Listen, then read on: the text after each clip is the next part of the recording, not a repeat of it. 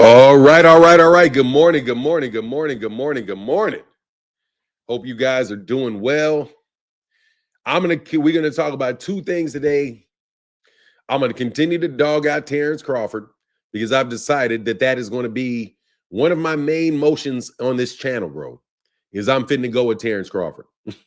And Gervonta Davis update. Know what's going on with Gervonta now.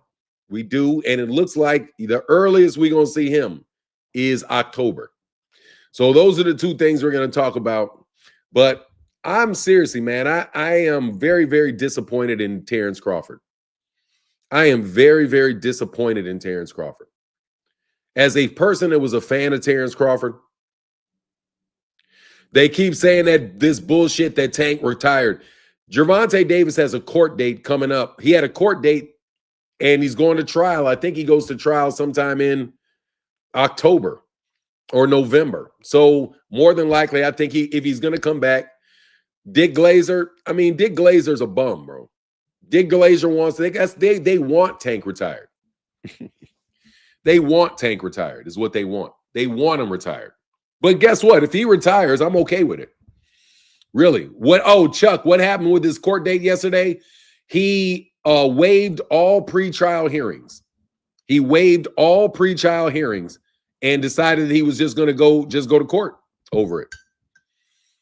No, it's no big deal. He said he said he was innocent. I mean, he of course he's going to go to trial because he says he's innocent. He said, in my Method Man voice from How High, get him. No, seriously, man. I think that Terence Crawford should be the poster boy for cheating. I am thoroughly convinced that this dude is the poster boy for what's wrong with boxing. And I am no longer going to allow you anti-PBC people to guilt trip me into not saying it. I've seen the work that the boxing outlet did. I've seen and heard the work that 2 Cent has done, similar to the way that I had heard all of those things. I mean, you can get mad all you want. Shake my head about what? I think this dude is a fucking juice monster. And I think he's a cheater. I think he's a flat out fucking cheater. I do. And you guys can get mad at me for what I think. I mean, of course, that's because that's going to sell. That's going to sell. That's going to sell. That's going to sell. If he retires, how what, Jim Bellamy? You got to ask me a question or I'm going to throw you out. You have to give me a full sentence or I'm going to treat you like a troll and throw you out. Give me a full sentence as to what your questions are, and I have no problem answering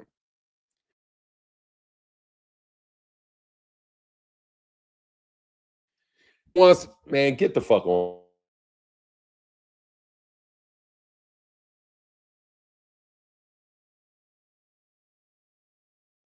Fuck. Come on, man. I hate this internet that we got.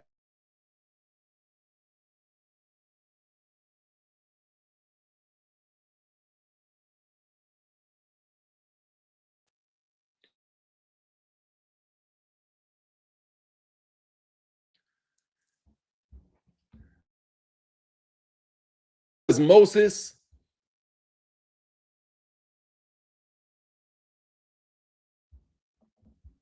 The fuck?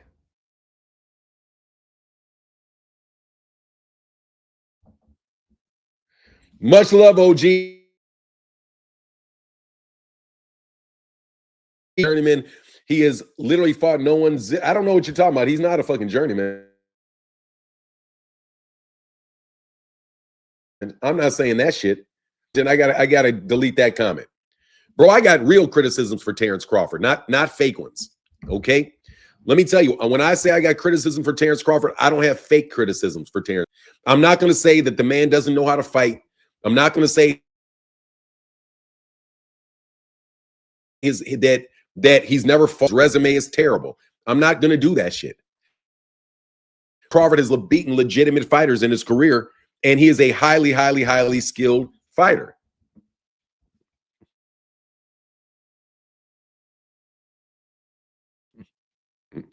Fanon, when I find that you're a cheater. I suspect you of cheating me that I know stole money from me. I do. I know people that stole deal people that stole deals from me.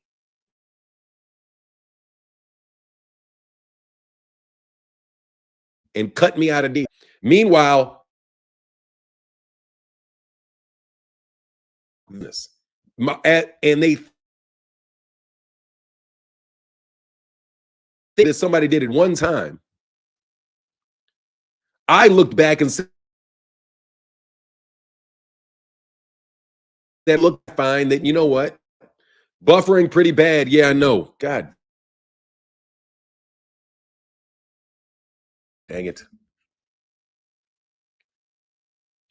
I do not like this internet, man. I do not like this internet. It's been like this all fucking week. Just sitting at one bar.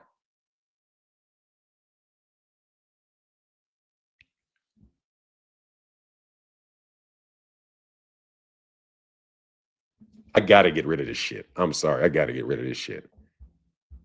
You're lagging.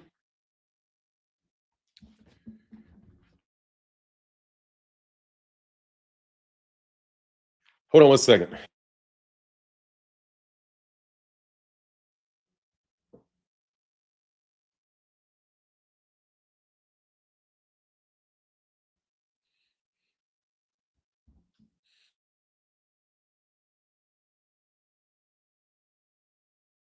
Ass spot. I'm in my fucking house. This fucking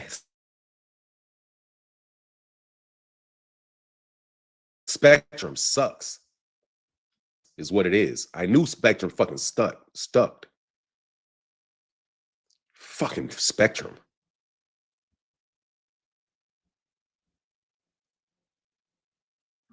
Give me 1 second. Let me see if this spot, if my personal hotspot will be any fucking better. All right, at least it went. Yeah, okay, it's better now. All right.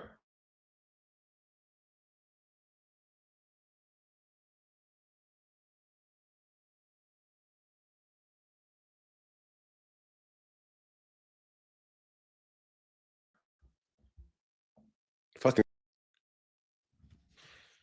hold on a second, man. I hate this fucking Spectrum. I can't have Spectrum. I cannot work with Spectrum. This will happen the last time I was with Spectrum. All of a sudden, their fucking shit is so ganky. I said, out here in North Carolina, I have a service called Windstorm. I would never again. This is called Spectrum, bro. And Spectrum is easier on the, but their fucking Wi-Fi sucks, bro. Anyway, this is the first time I had it, so I'm just going to assume that it's going to work itself out. Anyway, have I stopped spinning all over the place? What did you hear, Nuke the Duke? Let me come on back, man. Am I better now? I should be better now. He said, hey, peace, Fanon, the OG, to my chat. My internet been acting funny too. I don't know why. Man, it's going now. I think it's better. It's all blocked up now. I can see it. All right, cool. Spectrum is the worst. I had also Google Fiber is the move if you're in the area. I know. We just got off AT&T Fiber because my mother wanted Spectrum on her TV. So we saved money on Spectrum, and that shit's going to cost money. T-Mobile internet is real good. Okay, cool. Thank you, bro. Appreciate you, Just Do Boxing. All right, I got frustrated as shit for a second. All right, so look. Dude, you're going to have to go watch, and I already said it. So you're banned, Jim Bellamy. Jim Bellamy. I'm not talking. Let me tell you something, dude. I'm really not. If you ask any funny questions and you don't have a wrench, this live stream is not for everybody, okay? I'm going to be very clear about what I said about Terence Crawford. I think Terence Crawford is a cheater, okay? Number one, let me get back. I know Terence Crawford's a cheater. I know he is. 100% know he's a cheater because I caught him cheating. I saw him cheating myself. I know he's a cheater. The question, and he cheats with gloves. We already know he's a cheater because his gloves blew up 3 times in a ring. Or it had his glove, 2 of his gloves blew up against Ismail Madmarov, and one of his gloves blew up, or two of his gloves blew up against David Avenishin. So, no, bro. We know Terence Crawford's a cheater because we all saw Terence Crawford's gloves blow up against David Avenishin. You can try to say I'm a rat, bro. I don't work for you dudes. What do you think a rat is? I want to have a serious conversation with you fake, you frauds. I don't owe anything to Terence Crawford to not point out the fact that this dude looks like a goddamn linebacker, bro. Get the fuck out of here. He looks like a linebacker, dog. He's out there running and his arms are so fucking big, his neck is pumping out, bro. And he does business with Victor Conte. These guys are cheaters. He does business. He does businesses with cheaters. Oh, yeah, I know these bots are, go ahead and block me so I can call and expose you. Yeah, no worries. Block you. There you go. I blocked you. So call in, dumbass. Call in. Hey, Jamal K, I blocked you. Now call in so you can expose me. I'll wait for your call. I'll be waiting for your call forever, dumbass, because we don't have call-in lines.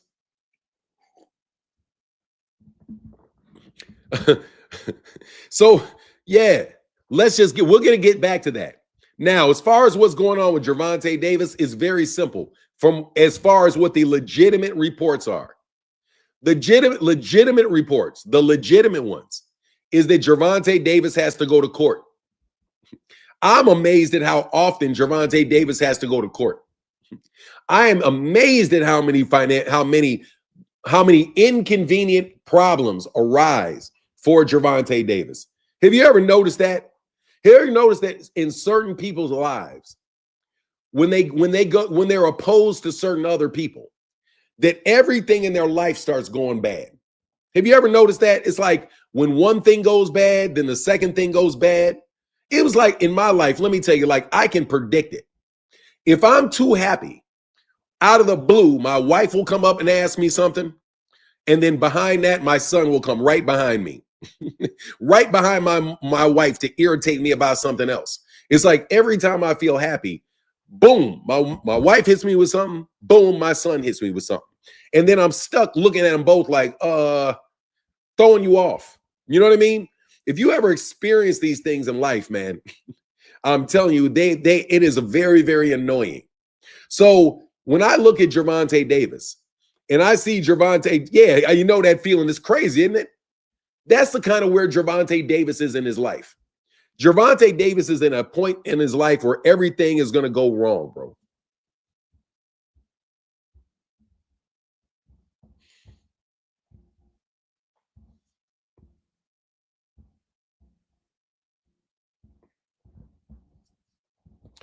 He's in a point in his life where where he's very, very challenged.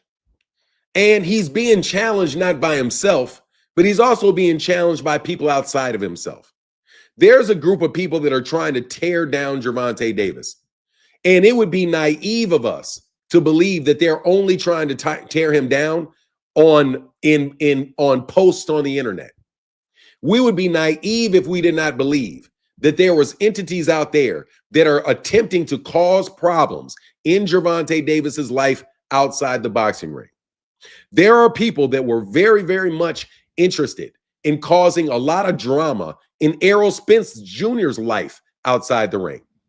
Did you notice that how when Deontay Wilder, all of a sudden when Deontay Wilder started dealing with certain people, that Deontay Wilder's wife breaks up with him, his brother accuses him of dating somebody that he was dating, and all of a sudden everything around Deontay Wilder starts falling apart. I'm telling you that these things are not coincidence. Let me tell you something. If you try to excuse, let me see. But a friend of mine asked me, is Bud a cheater or is he exploiting a flawed? He's a fucking cheater that exploits a fucking flawed system. The fuck? See, that's what I'm telling you, bro. You don't want to get thrown out of here, nigga. Please, you're getting thrown the fuck out. But I'm going to go off on you for a second, bro. First of all, don't get that bullshit on me, bro. Ask me a question. Ask me for yourself. Don't give me that shit that my friend asked me bullshit. Okay? You don't agree with me if you want to say some cornball shit like that. You cheat because the system's flawed. Just because you take advantage, if there's an ATM that you can press 1, 2, 3 and it spits out $500, and you go every day and you go 1, 2, 3 and spit out $500 a day out of that account because you can go 1, 2, 3 and the money shows up, you are taking advantage of a flawed system. You are. You're taking advantage of a flawed system. But you're still a thief because you know that $500 is not your money. But yet you keep pressing that button and taking advantage of that flawed system.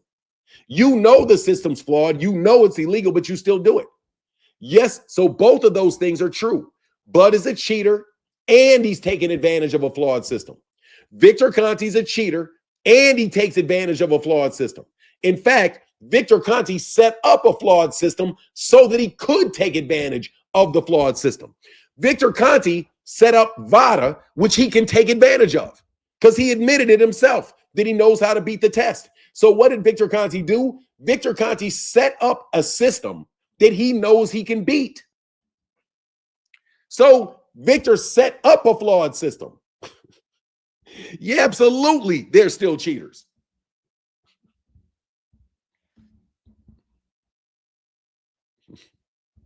I never understand how people say they love boxing but tear fighters down every day. It's just crazy.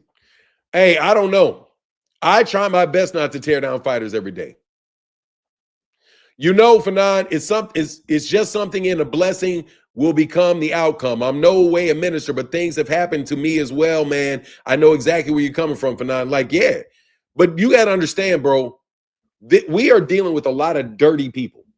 I mean it, and I mean this to the bottom of my heart. We are really dealing with a lot of crooks. We're dealing with a lot of crooks. People that come to boxing specifically to be a crook. Because remember when Victor Conte said that that boxing is the wild, wild west? Criminals like to go out to the wild, wild west because there's nobody really regulating anything. That's when you say somebody's from the wild, wild west.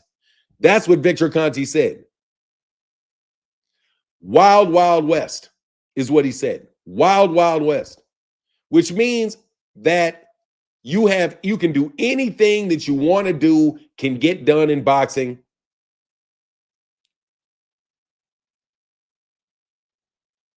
That's a good point you just said. We were arguing. I didn't get that point across and felt like he was right. So I figured I'll ask you.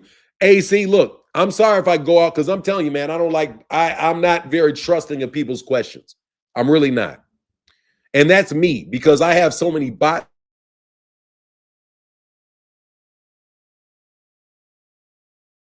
that come by here. I have professional fighters.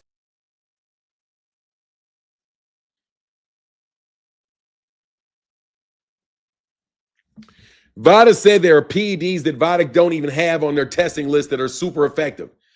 Look, man, Victor Conte is a known cheater, bro. He is a known cheater. Terence Crawford is a known cheater. Canelo Alvarez got caught cheating, and his whole gym, everybody in his gym at some point in time in their career got caught cheating, with the exception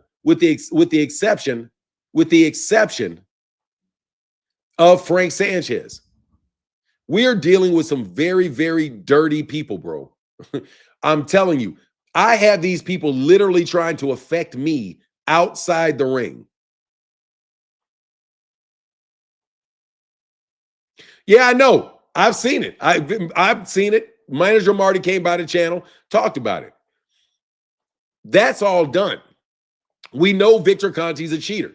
I didn't really need to get into a lot of detail with Victor Conte because the only thing Victor Conte's asking people to do is to give him the benefit of the doubt. Once Victor Conte gave out the testing, the amount of Ostarine that was in Ryan Garcia's system, I was no longer going to ever trust Victor Conte because Victor Conte should not have that information. Victor Conte released to the public information from VADA about how much ostarine was in Ryan Garcia's system. That is a number that Victor Conte should not have had. That's like me telling you your social security number. How would I be able to give you your social security number if I did not have inside information in either your job, within the social security? I had to have inside information to tell you your social security number. That is what Victor Conte did to Ryan Garcia. He eventually gave out the number. He says he knows who's testing with VADA and who's not testing with VADA. He's signing people up for VADA. He's paying for people to take VADA.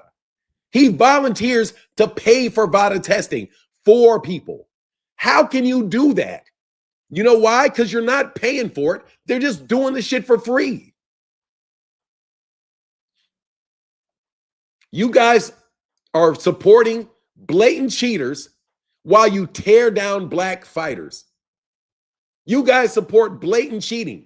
You guys are out here on Twitter, and I don't even put my channel on Twitter no more. You niggas gonna have to pay for that shit. No. Easy number one said, talk that talk, OG. I'm just telling you, bro. Kentrella Grew said he's gonna do the same with Brian Norman. Yeah. Thanks for saying what others. Cool Ash said, thanks for saying what others will not. Us fans are not dumb, but on some weird shit. Dude, Bud is on some fucking super weird shit. Bud is on some, I want to be the superstar. I'm going to be Floyd Mayweather. I blame Floyd Mayweather, bro. I'm telling you, I blame Floyd Mayweather, dog. In my gut, I'm going to tell you for real, in my gut, and I ain't got no proof of this. My gut is that Floyd Mayweather Jr. is fucking terrible for boxing right now. That is my gut feeling about Floyd Mayweather Jr. I don't trust Floyd Mayweather Jr. through this shit as far as I can fucking throw it, bro. I don't trust Floyd. I don't trust Floyd. I don't trust Floyd. There's too much bullshit going on with the PBC and PBC fighters for me not to believe that Floyd Mayweather Jr. has something to do with this shit. I'm telling you, the PBC are having too hard a time settling on fight dates. And then I have some I'm telling you, I have an interaction with the PBC, and somebody wants to hold up my deal with the PBC and put stipulations on me. First of all, I want to talk to the PBC. You guys called me. I didn't call you. You called me. These people called me. They called me and asked me if I wanted to do this thing. And then all of a sudden, my shit gets taken down. Then when I say, look, bro, I got a copyright violation on this shit, it takes them about 2 weeks to fix it. And then I get a note saying that if you do visit videos under 10 minutes. No. They told me originally that there was a problem with somebody at the PBC. The only person that I have a problem with at the PBC that's big enough to fuck with my money is Floyd Mayweather Jr. And I'm telling you, Floyd, I'm fitting to start looking into you, son. I'm fitting to start looking into you, dog.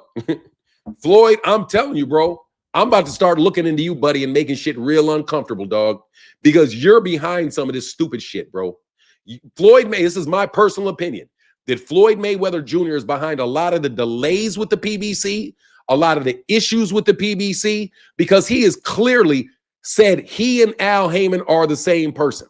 So Al Heyman has to deal with this nigga in order to get anything done, and he's a fucking egotistical midget.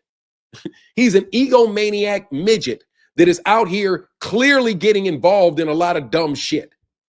Floyd Mayweather Jr., your day is over. Get the fuck out the way, man.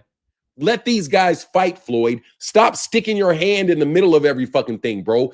Get the fuck on, dog. You said that you were more valuable. You were more valuable than Muhammad Ali. You cannot sell a goddamn t-shirt, Floyd. You don't have Floyd Mayweather t-shirts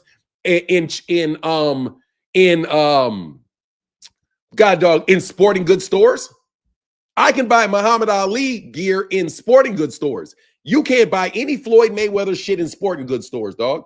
The only thing that you have, bro, is you got those buildings in New York. And I'm going to tell you right now, bro, you keep fucking around, we're going to audit those buildings in New York on you, nigga.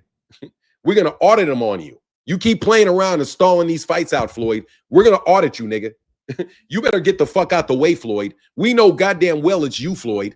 You're the one that's holding up all this shit with the PBC. They can't hardly have any fucking fight dates because they got to argue with you about every fucking thing that they do, bro.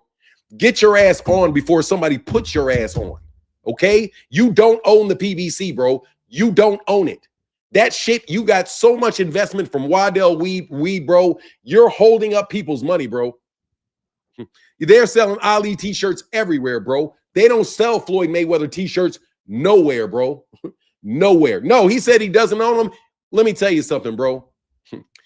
He said that he bought all those pieces of property. He may own them, but they're registered under the names of somebody else. But this nigga.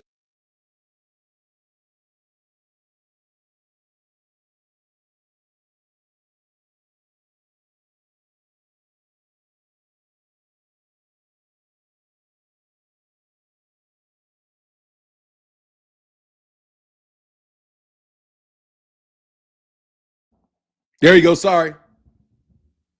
Can you hear now? Can you hear now? All right. So let me tell you about these apartments because I think I'm good now. All right. This is what they do with partners in departments in New York. Foreign criminals, watch this shit. Foreign criminals transfer their dirty money into US dollars. And then they buy condos in Manhattan and around New York. They don't live in them. They buy them outright. They pay the taxes on them. Nobody lives in them. And do you know why they do that? So that they can hide the value of their money in those homes. Because the values of the homes continue to grow, right? So basically what they do is they take their stolen money, they put it in a condo, and then the value of the condo continues to grow. Eventually they can sell that condo and then cash in and clean their money. So what you're doing, let me tell you what they're doing with these apartments. They're basically a way to launder money. It's a very effective way to launder money. If you're a foreign crook, you take your foreign crook money and you transfer it into US dollars, you take it to America and you buy a condo in Manhattan worth $2 million. Nobody lives in it. It can be rat infested, doesn't matter. As long as the value continues to rise, which it will always do. So not only do you wash your money, you grow your washed money through apartments in New York. So when this nigga told everybody in the world, you dumbass Floyd, that you bought all of these units in New York, what do you think they thought? They thought you're trying to fucking hide money. Man, shut the fuck up here, nigga, please. Ain't nobody trying to hear you, bro. I'm going to give you information nobody else can give you, bro. That's how you launder money through an apartment building. Now tell me I'm lying. Go ahead and call me crazy. I'm telling you fact out. That is absolutely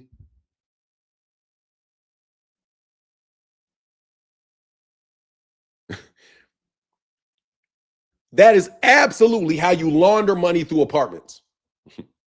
You can do it in other places.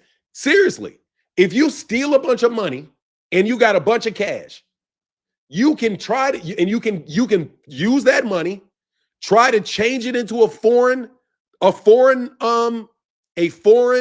currency, spend it in another country, buy a piece of property, and then as that grows, you'll be able to sell it. That's how you do it. That's the only reason that I could think Floyd would want to be. That's the only reason I would think that Floyd Mayweather would want to buy that many apartments. Because he's using some mob language for that means that's how much money. Come on, man. No. Let me tell you. They say he don't own the apartment. Look, Fahim, I swear to God, on God, bro. This is how, I'm not saying he's laundering money. I'm not saying that. I'm saying those apartment buildings, if he sells those individual units, absolutely that's how you can do that shit. People hide wealth in apartments, in condos. So if he owns a building and then people buy all the condos, I'm not saying he's a crook. I'm saying that shit is a foreign haven for crooks because you own the building, but yet you sell the condos. No, I'm telling you, you could have a big ass foreign crook say, you buy the building, I'll buy all the condos. And then they buy all of the different buildings and they use it and they buy it with stolen money.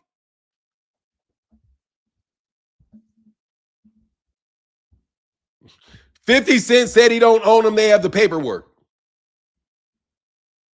Look, man, I don't know what you want. Hey, you guys can think I'm making that shit up. I'm not making that shit. I can't make no shit up like that, bro. I'm telling you, I cannot. What's up, William Old School Art? Shout out to the Angry Man, Angry White Man podcast, man. Shout out to the Angry White Man podcast. You guys made me feel bad because I didn't watch that Japanese fight. I got to turn in my hardcore card. Said Floyd has always been dirty with money. Don't argue with Floyd fans. They always play dumb. Look, I know Floyd. I know the Mayweathers get funny with money now. Okay? Because I did a deal. I did a little teeny weeny deal with the Mayweathers, man. I paid, what did I do? I paid Floyd's uncle or Floyd's cousin. I think it was Floyd's cousin. I paid Floyd's cousin like $250 for backstage passes to Roy Jones Jr. versus John Ruiz. So I've always known that the Mayweathers run game, bro. The Mayweathers run game, bro. They run game. I fuck with the Mayweathers, don't get me wrong. I mean, they were cool. I did business with them. They gave me a nice little seat. I bought a forged pass from them, but it was all good. But anyway, yeah, man. Like Floyd, nah, man, I don't believe Floyd, bro. I'm saying Floyd. I'm sorry. I'm saying that Floyd said that 50 Cent says Floyd is lying. Look, man. Why would he say it? Why would he say it? But anyway, at least my chat is not acting up today. So I'm sorry, you guys going to tell me about my mental illness? Here's the link.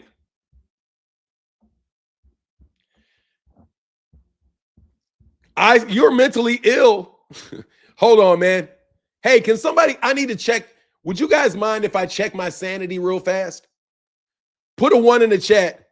Hey, Fanan, I also seen something as to him saying he don't owe them. And he don't own them as well. I've heard that he doesn't own them. I've heard it. I've heard that. I saw that they said that he didn't own it. Do you know sometimes you can own things, but you don't really own them? Let me tell you, for example, on the west side of Chicago, bro. Oh, don't play about mental illness, man. No, I don't know. I'll tell you. Let me check my mental illness. Did anybody see Bud's gloves explode in the ring? Hey, I need to answer. Put yes or no. Did you see? Has anybody seen Terence Crawford's gloves explode in the 50 Cent line? Hold on. 50 lying just like he lied on Diddy. Hey, so did everybody see? I just need to know that I'm not going crazy. Did everybody see Bud Crawford's did anybody see Bud Crawford's gloves blow up? Okay, yeah. So would that be considered? Am I wrong? Did Bud Crawford have his gloves taken off his hands before the Israel Madmarov fight? Didn't Bud also have his gloves removed and he was not allowed to fight Israel Madmarov with his gloves again? Let me tell you why Bud isn't going to like me. Bud, I'm going to make it so you got to find a new way to cheat. That's what I'm going to do. I'm going to donate my time. Yeah, I didn't think I was crazy. I could have sworn that his gloves blew up in the middle of the ring and I saw it. 50C made the best point there is to make. Al Heyman went to Harvard. Where is the Merrill Lynch? Merrill Lynch. How would I know what he has with Merrill Lynch? Where's the Merrill Lynch account for Floyd? Look, Floyd is a pet. Floyd likes easy money. Floyd says work harder, not work smarter, not harder. That's what thieves do. Thieves work smarter, not harder. Dog, real niggas work hard and they work smart. You know, it's not never a situation. We just work smarter. That's usually thieves. Okay, that's the way thieves think about shit. I'm gonna work smarter, which means what? I'm gonna get the easiest way to get things done. That's what Floyd always says. Look at Bud. Hold on. Look at Bud. I'm gonna put this shit up here, bro. I don't give a shit.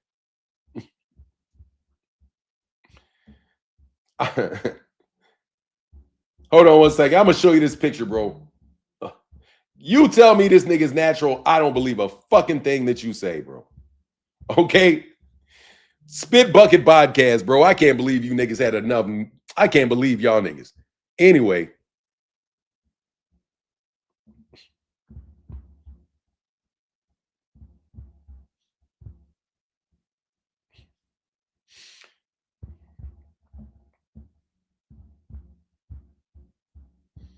Hold on one second. Hey, much love to anybody that supports in the Cash App today. If you support in the Cash App, thank you guys. Here, watch this. Bullshit. Bullshit. Rich people work smart, broke people work hard. Bullshit. Rich people work hard as fuck. What are you talking about? What are you talking about? You got to say any old shit, bro. Hold on, man. I see you, Kamal. You guys say any old shit. Every rich person that I know works hard as the fuck. What are you talking about? They be working 10, 12, 14-hour days, bro. How many rich people do you know? They work smart and hard. They work smart and hard. What do you mean? I don't know any lazy rich people. I don't know them. I don't know lazy rich. What lazy rich people are there? Everybody has to work hard. Everybody has to work smart. They're not mutually exclusive. You got, dog, I don't know anybody. Trust me, I know rich people. Shit. They work hard and they work smart. It's bullshit. You got to work hard and you got to work smart. You do. You work hard and you work smart. Working 12 hours a day isn't working hard. Get the fuck out of life, nigga. Nigga, I mean that shit. Get out of here, man. Fuck up out of here. What's considered rich? Rich is a relative term, but I would say anybody that doesn't have to work is rich. Anybody that can have all their needs met without doing additional work, that is a rich person. You're a fucking liar, Muddy Waters. You're a fucking lie, Muddy Waters. First of all, Muddy Waters is from Chicago. Muddy Waters is the grandfather of my friend. So therefore, I know that you're somebody that knows me. I got rich through inheritance. Me. But I'm not no normal nigga. So don't act like people don't work hard. People have to work hard, bro. They said, Jay Henry said, well, I'm rich. That's right. Well, shit, I'm rich. If you don't, that's when you're rich. Floyd was the hardest worker in the game. So what's your point? That what he said was bullshit. Work smarter, not harder. That's what I said. I never said Floyd Mayweather Jr. didn't work hard. I never said he didn't work hard. I'm telling you that he said work harder, work smarter. And so now you got a bunch of people working smarter, not harder. You got a bunch of kids working smarter, not harder. No, kids need to work hard, not smart. Kids don't need to be looking for shortcuts. Working smarter is looking for shortcuts. That's what that means. What do you mean by working smarter? I mean, think about this. When somebody says work smarter, not harder, what does that mean? What does it mean? That can mean different things. No, I did not. No, Fahim, your lack of understanding is not related to what I intended to say. I didn't say Floyd was a thief. Never said Floyd was a thief. Didn't call him a thief. No, I didn't. What I said was by employing on people the concept of work smarter, not harder. No, I fucking did not. I know what the fuck I said. I did not call him no thief. Who did I accuse him of stealing from? Fahim? Fahim, who did I accuse him of stealing from? Who did I accuse him of stealing from?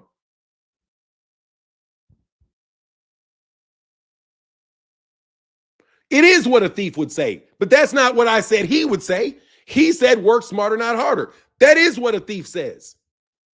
That doesn't mean that I called him a thief. You can have a bunch of people would say that shit, but working smarter, not hard will lead to thieving behavior. It will, because you're talking about shortcuts, Fahim. When you tell fighters to take shortcuts, you get Devin Haney. You know what I'm saying? Look, man, Fahim, just so you know, I was a big Floyd fan. I still got respect for Floyd. I know how hard Floyd works.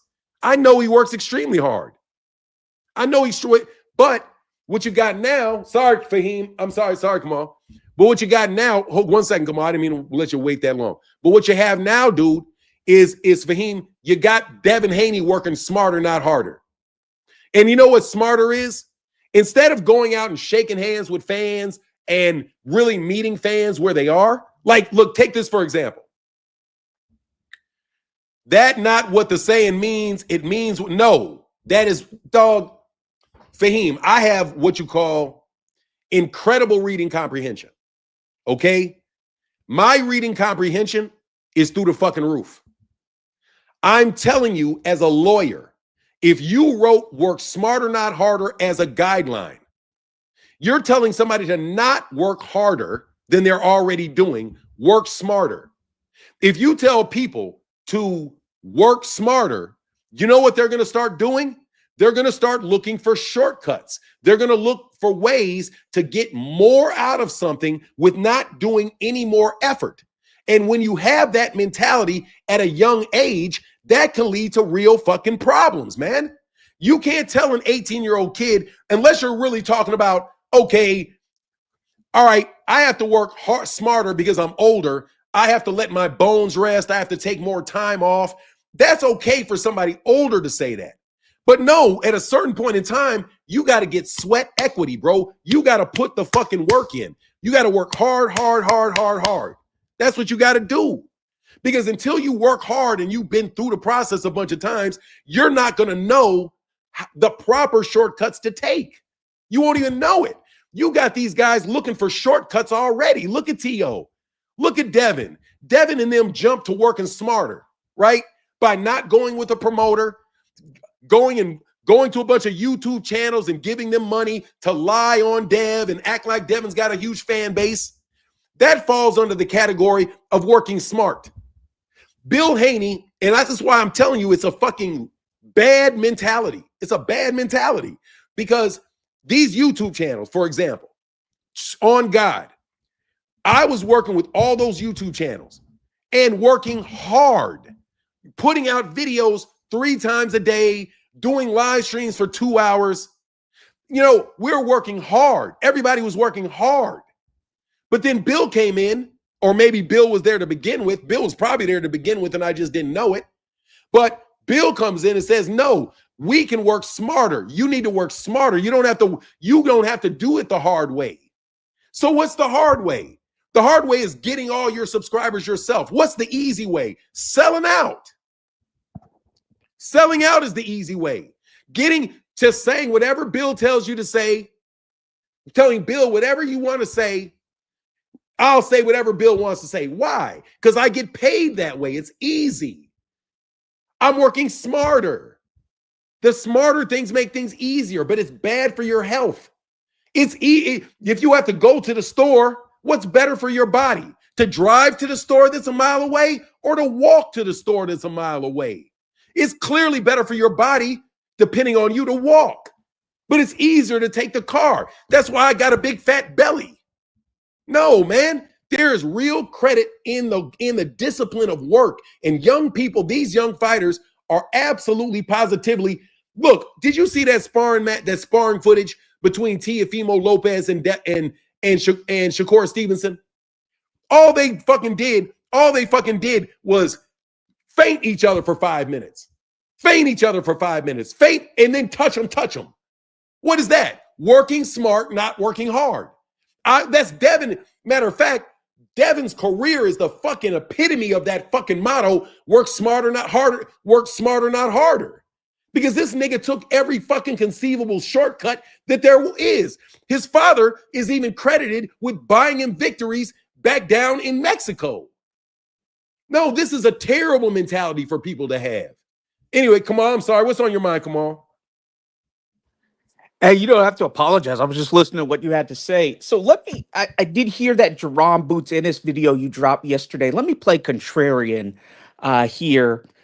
I already know. I already got one coming out today because Josh Kelly. Yeah. I know there's a downside to that, but go ahead and play contrarian. Yeah, huge downside. No one wants to see the Josh Kelly fight, number one. Number two, just the timing of a lot of these announcements with Boots and Eddie Hearn has just been awful. You know, since Boots kind of had a mystique.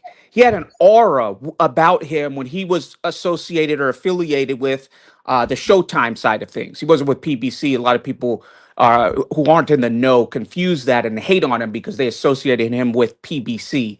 But when he was on the Showtime side of things, he had a lot of momentum going. There was a mystique and aura to his presence. And since he's gone over to Matchroom, to me, there's been a concerted effort by I only have to say Turkey Al-Sheikh and some of his underlings in the media, his paid shills, to falsely label libel and slander Boots as some kind of duck artist, to set him up for in situations that were lose-lose for him, like with the Virgil Ortiz situation, where I think that was a setup from the beginning, and then they tried to make him a duck, label him a duck for how that unfolded. When in fact, if you look at Virgil Ortiz's road at 147, he's the one who kept Stanionis on the sidelines for 18 months, who stalled out Stanionis. And of course, corporate media is not mentioning that. And also, he's the guy who fought Virgil Ortiz and Golden Boy. His first fight at 154, for now, you can look at this up. Virgil Ortiz fought a dude who had an aneurysm, a brain aneurysm, a guy who shouldn't even have been boxing. You have a brain aneurysm, you can die at any point, let alone box. So I don't know how the guy was cleared, but Virgil Ortiz is fighting a dude with a brain aneurysm at 154. And then Boots is supposed to go up at his first fight and fight Virgil Ortiz at 154. When he and Bozy at the time had said, "Hey, our goal is to have all the titles." And then his reputation just been kind of in the wind because Eddie Hearn hadn't been speaking up for him, and Turkey's been taking shot after shot after shot, releasing audio about the guy. So I was thinking, okay, this guy signed 3 fights, he made his money, got three. Got the Carring rematch in, had to fight that guy. It was a rematch mandated by the IBF. IBF would have stripped him. Then you fight David Avocado, whatever, Avocado win. And then that was we fought David Avenetian. Yeah. Yep. And then you fought you fought Stanionis, and that was proof that the PBC, when they lie and slander the PBC, that the PBC was willing to work with others, and they didn't make Stanionis versus Barrios. They allowed Stanionis to go over there and fight Boots. But now you re-sign with an entity where Eddie Hearn is just kissing Turkey's boots. Turkey has taken repeated shots at Jerome Boots Ennis, and all the big fights for 154 really are on the PBC side of the street, because no matter what you want to say, Virgil Ortiz is a good fighter, but he's not big financially. You know, he has never won a world title. So I'm not going to put him as a big fight for Jerron Boots Ennis. But, you know, you look at rumors are that Keith Thurman is negotiating with Jermell Charlo for a fight. I want to see that. I'm down. Keith I'm Thurman versus definitely up Jermell there. Charlo? Take my money Yeah. for that. Oh, for real. That's a Yeah. nice one. Versus Jermell. Yeah, that's the rumor that those two are in negotiations. I don't know if it's going to happen, if it's going to get finalized, but the rumor is Keith One Time Thurman versus Jermell Charlo is in the works. Then you got Erickson Lubin, who's definitely fighting Bakar Mertzalayev because he's the mandatory. So I don't know when that fight's going to go down. You look at Fundora; he's the man at 154, no matter what you want to say. Xander Zayas is a good cure for insomnia. The dude is boring. I mean, Top Rank is trying to promote him and make him big. He's not going to be big. The guy's very beatable. The idea that somehow Sebastian Fundora ducked the guy, and it's just laughable. Xander Zayas is nothing. So the rest of 154 is just, you know, Tim Zoo's going to build himself back up. You've got all the names at 154. So when you analyze Boots, and you got to look at him in the same way with re-signing with Matchroom. I think even worse than when you look at Terence Crawford electing to re-sign Top Rank. with Top Rank when he saw all the action was over there. Because again, Boots has been, they've constantly muddied this guy's reputation. And the only guy who's been speaking out for him with any effectiveness, in my opinion, yeah, Eddie Hearn may have said some things here and there, but it hasn't really registered, has been Steven Espinoza, who said that Boots is not a duck. He'll fight anybody. So to me, I just got to play contrarian and hear your thoughts on this. You know, we can go Let me back give and you my forth. thoughts on it. Yeah, let's go back and forth on this. Yeah. Okay. So pros and cons. In my video where I said I understood where Boots was coming from, I'm thinking from the position of Bozy and Boots and the fact that early on in their career that they really did have a long layoff because of issues between Cameron Duncan, whoever his original promoter was, when Cameron Duncan tried to change from manager to promoter. Rest in peace, Cameron Duncan. So they have already had very long layoffs in their career. So I said that if I could understand why Jerron Ennis, if they did not get an offer, because I don't know if he got an offer, if they ever were able to talk to Al Heyman or what. You know, I don't know what happened with that. So however, because they got activity from Jerron Ennis, Jerron Ennis got several fights from Eddie Hearn, and I'm assuming that he got good money, that he's happy with his money. And so I assume that Eddie Hearn kept the promises that he made to Jerron when he originally signed with Jerron, which was, I have to assume, to get him good money and to get him active, and he got him a unification fight. He wound up unifying. So right there, just as far as the relationship between him and Eddie, I could see how Jerron could be trusting of Eddie because Eddie backed up his words. Also, but on the other side, and this is the video that I did today, off the videos that you sent me, because I understood where you're coming from. I'm saying that there is a big problem, though, because he's basically looking at Eddie Hearn as if Eddie Hearn did what he said he was going to do. But he has to understand that he's basically with an anti-American entity. They may like you to a degree, but they are never going to prop you up to be their highest. Jerron Boots Ennis will never be the highest priority of Matchroom because Matchroom is a UK entity. And secondly, he's going to wind up having to fight like Josh Kelly and other guys like that do not resonate with American fans because we think those guys are bums.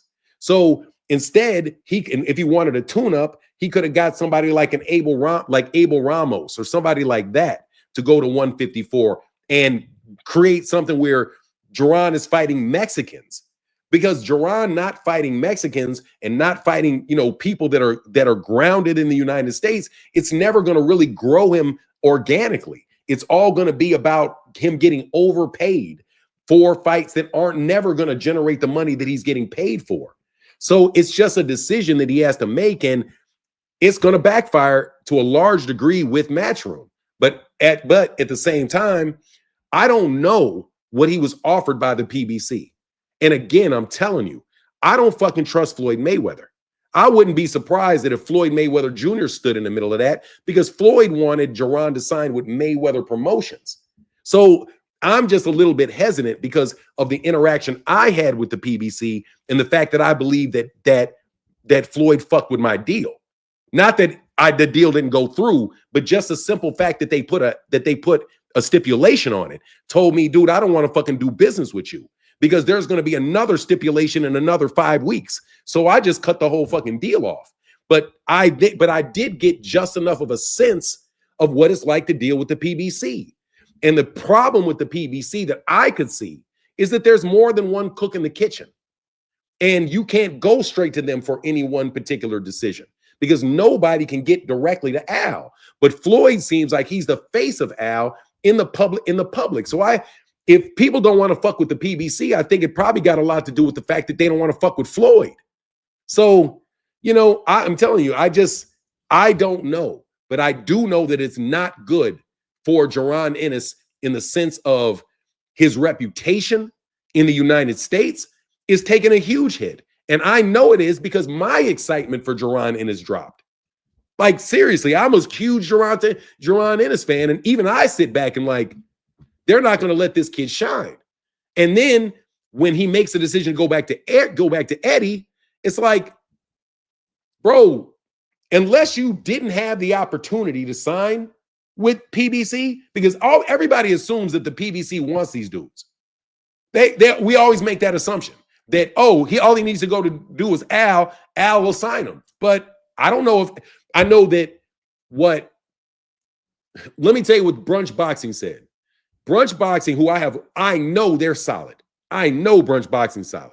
They said that Jaron Ennis and them were leaning towards going to the PBC. They just wanted to have a conversation with Al Heyman, directly with Al Heyman. So I have to assume that conversation directly with Al Heyman didn't happen. But again, I believe that Floyd is an equal partner with Al Heyman in the PBC. That's my belief because that's what Floyd Mayweather says. So anybody that wants to cut a deal with the PBC got to deal with Floyd. And that's going to fuck up deals because Floyd is an egomaniac who don't know fuck about business. And I'm telling you, he don't know fuck about business. He may know about boxing. You know what I'm saying? He may know about boxing, but he does not know about business. And that's why he's so quick to start dealing. I'm not going to get into it, but trust me, I bought illegal shit off the Mayweather family myself. They were hawking tickets. I got the ticket, not the tickets. They were shit. They were hawking tickets and they were hawking what do you call it? Backstage passes. I bought both. So I'm walking around with all this shit on me that I bought from the Mayweathers. I just bought it for like $200. And then I know about the Mayweathers because this is what happened. On God, this is what happened. On God. I want the guys that I was with, because we got big money. I'm telling you, we got fucking huge money. All right. The people that I fuck with got huge money, bro. Huge money. So they told Lou DiBella, hey, this is Martin Blackwell. Martin Blackwell wants to, no, he does not have a good business team. His business team sucks, bro. Seriously. You can get the fuck out of here. No, he does. No, it doesn't. If his business partners, okay, whatever. Anyway, they said, hey, Martin wants to invest some money, millions of dollars into boxing. And I shook hands with Lou DiBella and at that day. So trust me, I was with the Mayweathers. I was with Lou DiBella before our people started investing in boxing. Our people started putting money in boxing. And I'm telling you, we're the reason that they ever got that loan they ever got that investment from Waddell Reed, because my dad co-signed them because they asked my dad to co-sign them. That's how they got the money for the PBC to begin with. So I know full well how the PBC developed and when it developed. They came to our family and our family vouched to an investment fund that holds some of our money in order to invest in the PBC. And Al Heyman and Floyd, my understanding is, were parts of that. And that is how all of this stuff started going, which is why they hate me so fucking much. Because I know exactly how this shit happened. And you guys say Floyd is a good businessman. I argue very much that he is not. Floyd is somebody that thinks he can control people. So what he did was he surrounded himself by smart people, but he didn't realize that the people around him are scumbags and thieves. Even though they're smart scumbags and thieves, they're still scumbags and thieves. And I know a whole lot of details around that, around how all that stuff had happened. Because again, I was recruited by Floyd to be part of the money team. When he was starting the money team, I was recruited. And I can tell you the name of the dude that recruited me for the money team. Because nigga, we're the money. They're not the money. We're the money. The money comes from Chicago. I could have explained this to you niggas for this shit years ago. And I could tell you some stuff about myself that would make it even more evident exactly why I know about these things and why they don't like me specifically. Okay? I don't get into everything that my family actually owns.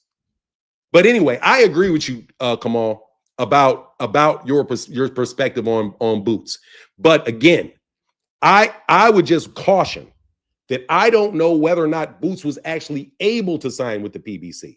Because again, there are people, my experience has been that those guys all operated almost like independent entities, 1099s separate from one another. One of the downsides of that is that you don't have control over what those people are doing with their time. So that's a weakness in the system that Al Heyman has, but it's a strength in the system that Bob Arum has. So, you understand what I mean? Come on. Like with a 1099 versus. Yeah. No, I totally get that because you don't have to pay their health care. You just pay them based on events. So you do save money, but at the same time, when it comes to people being in sync and being in control, you could have conflicting entities going to war when they should be working cooperatively. Whereas in Top Rank, it's more in sync. Yeah, I totally get that because Tim Smith, and that's what I was going to ask you this too. Where does Sam Watson and the Watson twins, his sons, where do they fit in? Where does Tim Smith fit in? Because those guys are powerful too. This is what I see. This is what I've seen. The person that recruits the fighters, this is what it looks like to me because I saw him recruit Regis Prograis. I shook hands with Regis Prograis. I shook hands with Sam Watson. Sam Watson made a pitch to Regis Prograis to sign with the PBC, and right in front of me, it was me, Sam Watson, Regis Prograis' wife, and the girl from Queens of the Ring, the Dominican girl from the Queens of the Ring, were right there. I was hanging out with Nonito Donaire, and Sam Watson was the one that wanted to do the signing. He actually wanted to do the signing for Regis Prograis, but Regis Prograis eventually decided to go to Matchroom for some dumb fucking reason. But that's the guy that's recruiting. So that's how I've seen it. But also, he's the one that's really, Boxiana. He was also the one that is responsible for coordinating the whole event. He decides who sits where, what tickets are sold. He can act, if you have a relationship with him, you can buy tickets directly with him. Like I have security needs. So for Sam, for me, I would call Sam and say, I want to buy some tickets to a PBC event, but I need to go through the back because I have some security issues. And he say, okay, and then he'll get me my spot in the back. And then I know I can go in and I can go out and I don't have to worry about anybody fucking with me. You know what I mean? So I think the day on coordinator, I would say Sam Watson is probably the chief operating officer of the PBC. I think that Al Heyman is probably the chief financier. Like he's like this, he probably operates heavily as a CFO and as a manager and advisor for the particular business interests of individual fighters. That's the way that I see it operating. And then of course you have Steven Espinoza. Steven Espinoza is in control of the production of the events. So he's the one that hires like all the TV cameras, all the people that are sitting on the that are actually on the PBC podcast. I mean, a broadcast. And then you got Tim Cook and Ken Broussard. I think those guys are like the media guys. I think Ken Broussard must be really taking the lead now, though. A really good dude, very balanced young man. But yeah, that's how I kind of see them operating. But they're all entities. So like there's Heyman Boxing, there's Watson Boxing, and then what's her name? Kelly Swanson has Swanson. Her company is Swanson. So like if Kelly Swanson doesn't want to organize a particular event, it could cause problems because they would have to have somebody else do the press organizing, right? So yeah, It's going to create and then Floyd is in there. Floyd has got to be responsible for approving the fighters that get signed because that's what his expertise is. Al Heyman is going to be responsible for making sure that the books are all balanced and they continue and the event continue and the company continues to go. That's how I see it working kind of loosely. But it does create a situation where Floyd can stop anything at the PBC. He can't. Because he has to be a co-owner in it.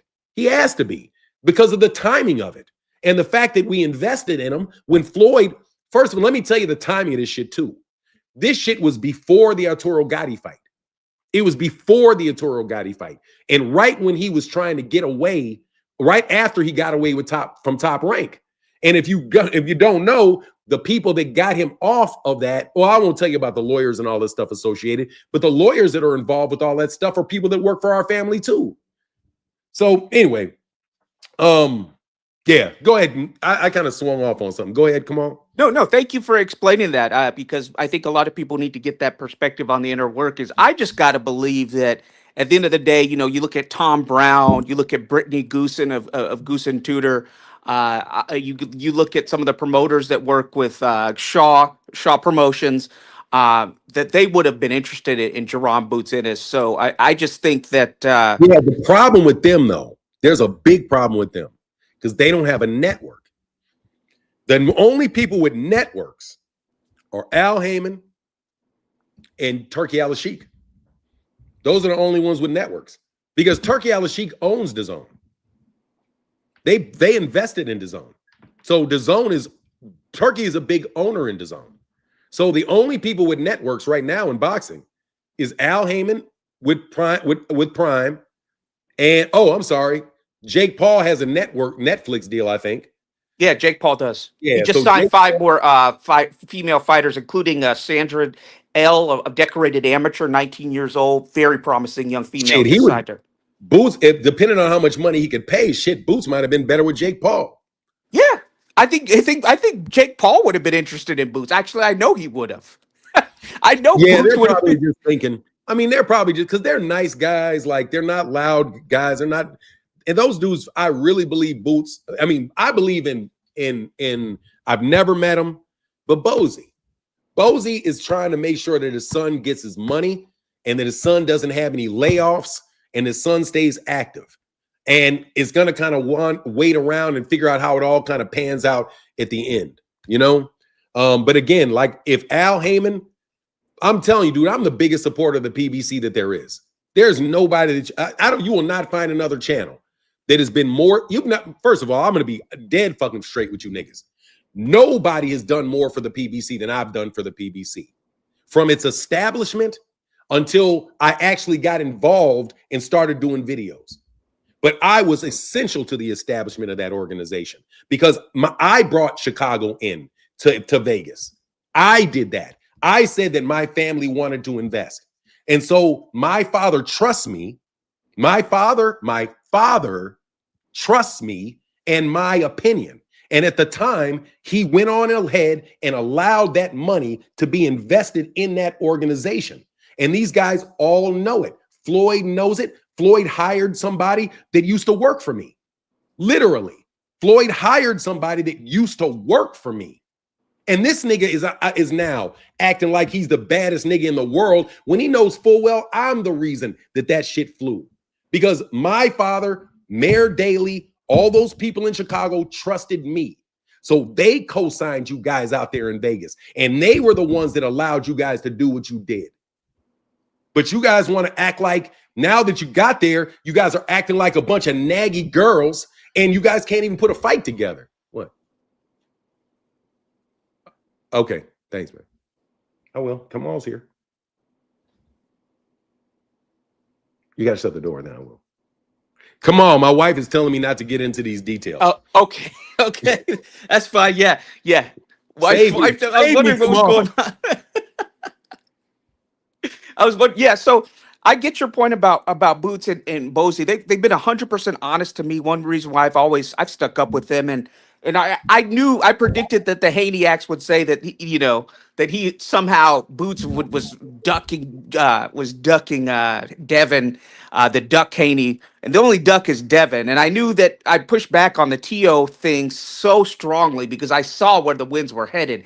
I just think, man, that there was just a better option because to me, you look at a clown, a carnival barker like Eddie Hearn just really hasn't spoken up for Boots in the way that he needs. And the fact that Eddie's so dependent, as you mentioned, that Turkey is now vested with DAZN, that he's dependent on Turkey is just to me. Turkey's really just taking a hammer to Boots' reputation, selectively leaking audio about certain things to spin things against Boots.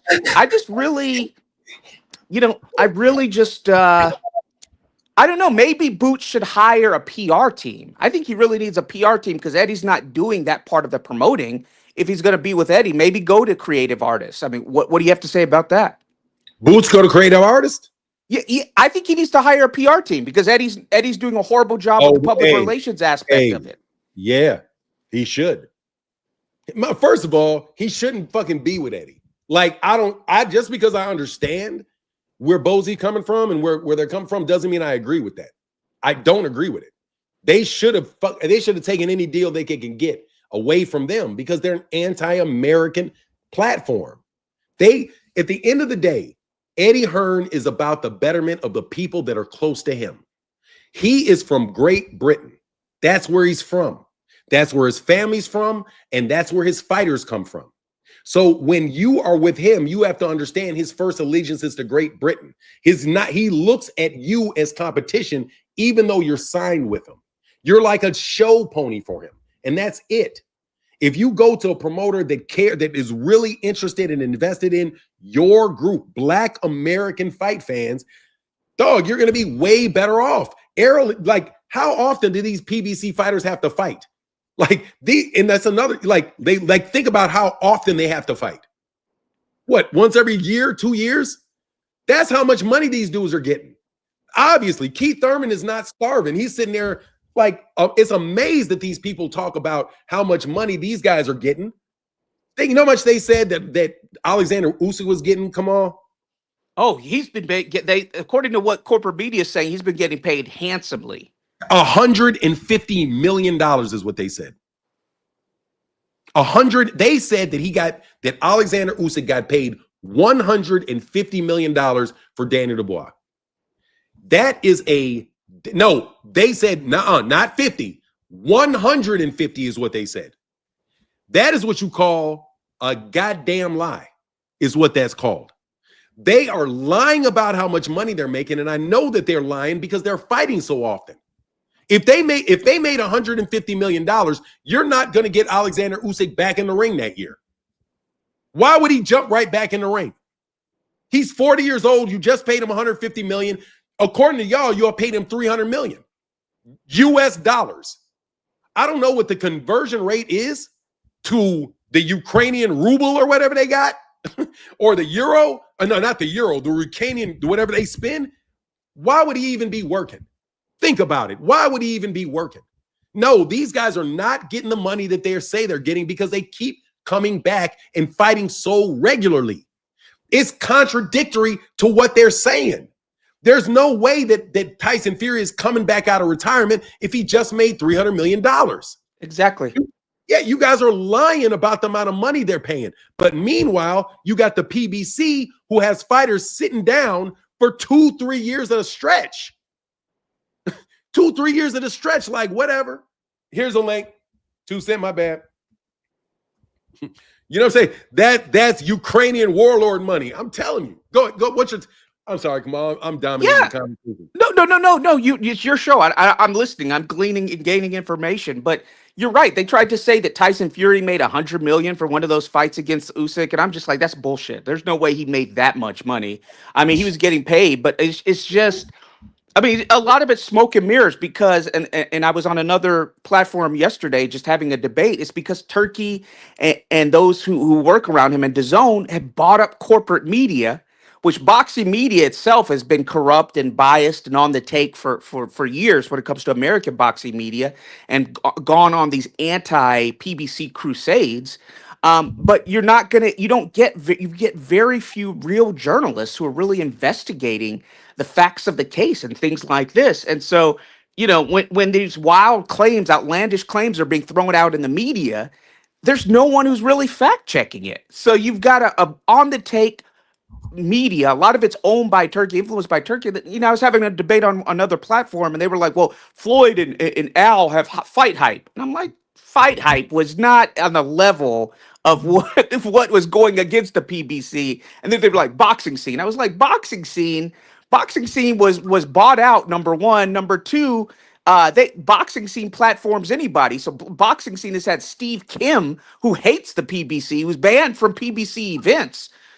He was a contributor there for a long time. So you can't compare the amount of media coverage and influence that PBC had on their side of things to what Turkey has. So yeah, you're 100% right about this. And you just see the level of control that's going on, and you look at what's going against Boots. It's just Turkey selectively dropping audio and links and saying things about, well, we don't do tune-ups, Boots.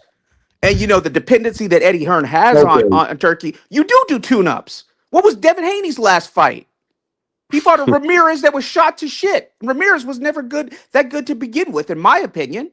They kept him away from Regis when both of them were in their primes. Then he was a walking dead corpse. He was a walker, and you gave Devin Haney that tune-up instead of giving Devin Haney Rolly Romero. Wasn't Rolly supposed to be a tune-up also? Hey, real pause, real quick. You Negroes lying and saying if you had $100 million, that your ass would go get in another fight to get another $100 million, bro. If you had $100 million, trust me, nigga, you would lay in the bed, bro, and have a hard time figuring out what your purpose in life was, bro. Ain't no way I'm moving. I ain't doing. I get $100 million. Ain't nobody punching me in my face again. Hell no. You're done.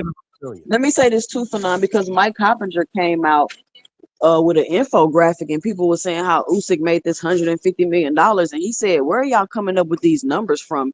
Usyk probably made about 7% of that. So Mike Coppinger himself came out and said that those numbers, or those astronomical numbers, were just simply not true. Man, that 100 million, if you got your hands on cash, I mean, and you're talking about you're talking about the exchange rate coming into play on that with Alexander Usyk. With the exchange rate. Now, maybe what he's saying is he got the equivalent of $150 million once you change that shit into, what did you call that shit, Kamal? Ukrainian warlord money? No, I didn't say that. Someone in the chat said that. Fahim Sator said that. Yeah, the $100 million warlord money, man. Crazy. So what's on your mind, 2 Cent? Yeah, I want to come up here and give my 2 cents about the boot situation real quick. Yes, sir. And I just want to say, that thing you said yesterday, it really got me to thinking about how they want to build up the fighters that they're trying to manufacture to be stars, and they're tearing down the fighters that are coming up and being stars on their own, right? So let's keep that in mind as I go through this conversation. Also, let me preface this by saying I'm not a fan of Eddie Hearn. I don't like Eddie Hearn. However, that doesn't mean I can't be objective and honest about the situation. I'm not sure what's going on with the PR side of what Boots is doing, but we got to think. Did Eddie Hearn do a bad job with Boots while he was there for his last 3 fights? Did he do what he told Boots he was going to do, which was get him paid, keep him active, and get him a championship fight? Did Eddie Hearn deliver that? Yes, Eddie Hearn did. Now, there's a lot of people saying, well, I don't know why Boots re-signed with Eddie Hearn. I don't know why he re-signed with Eddie Hearn too either, but what were his other options? Do we really know? Well, you say he could have signed with Jake Paul. I mean, who Jake Paul got? Was Jake Paul really even interested in signing Boots? He seemed to be more focused on the women.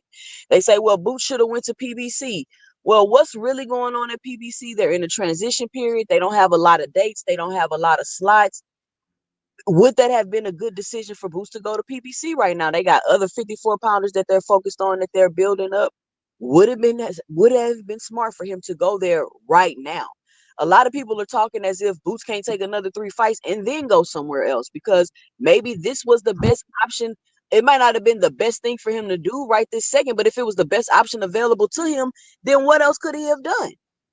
And then you want to fight, then people want to cry about the opponent that he's fighting. Now, when you run down the list of 54 and you realize a lot of those people y'all naming and talking about aren't available to fight, what do y'all want Boots to do? Then they cry about Boots fighting Virgil Ortiz. He came into the division. He tried to make the fight with Virgil Ortiz. Virgil was hurt. So this whole he don't want to fight Virgil because he want to tune up, I don't know where that's even coming from. Tune up. Since when is it a problem for a fighter to go into a weight class and get acclimated to a weight, y'all? Shit, Virgil Ortiz had like 3 fights there so far. So we're gonna criticize him because he's going to get acclimated to a weight that like literally that makes no sense. I don't understand how y'all can go against one fighter, Earl Spence, for example, and say he should have took tune-ups throughout his career. He should take tune-ups, but then you go with Boots and based on your own logic, you go against it, which is hypocrisy, and say, oh, well, he ducking because he's taking a tune-up. It makes absolutely no sense, y'all.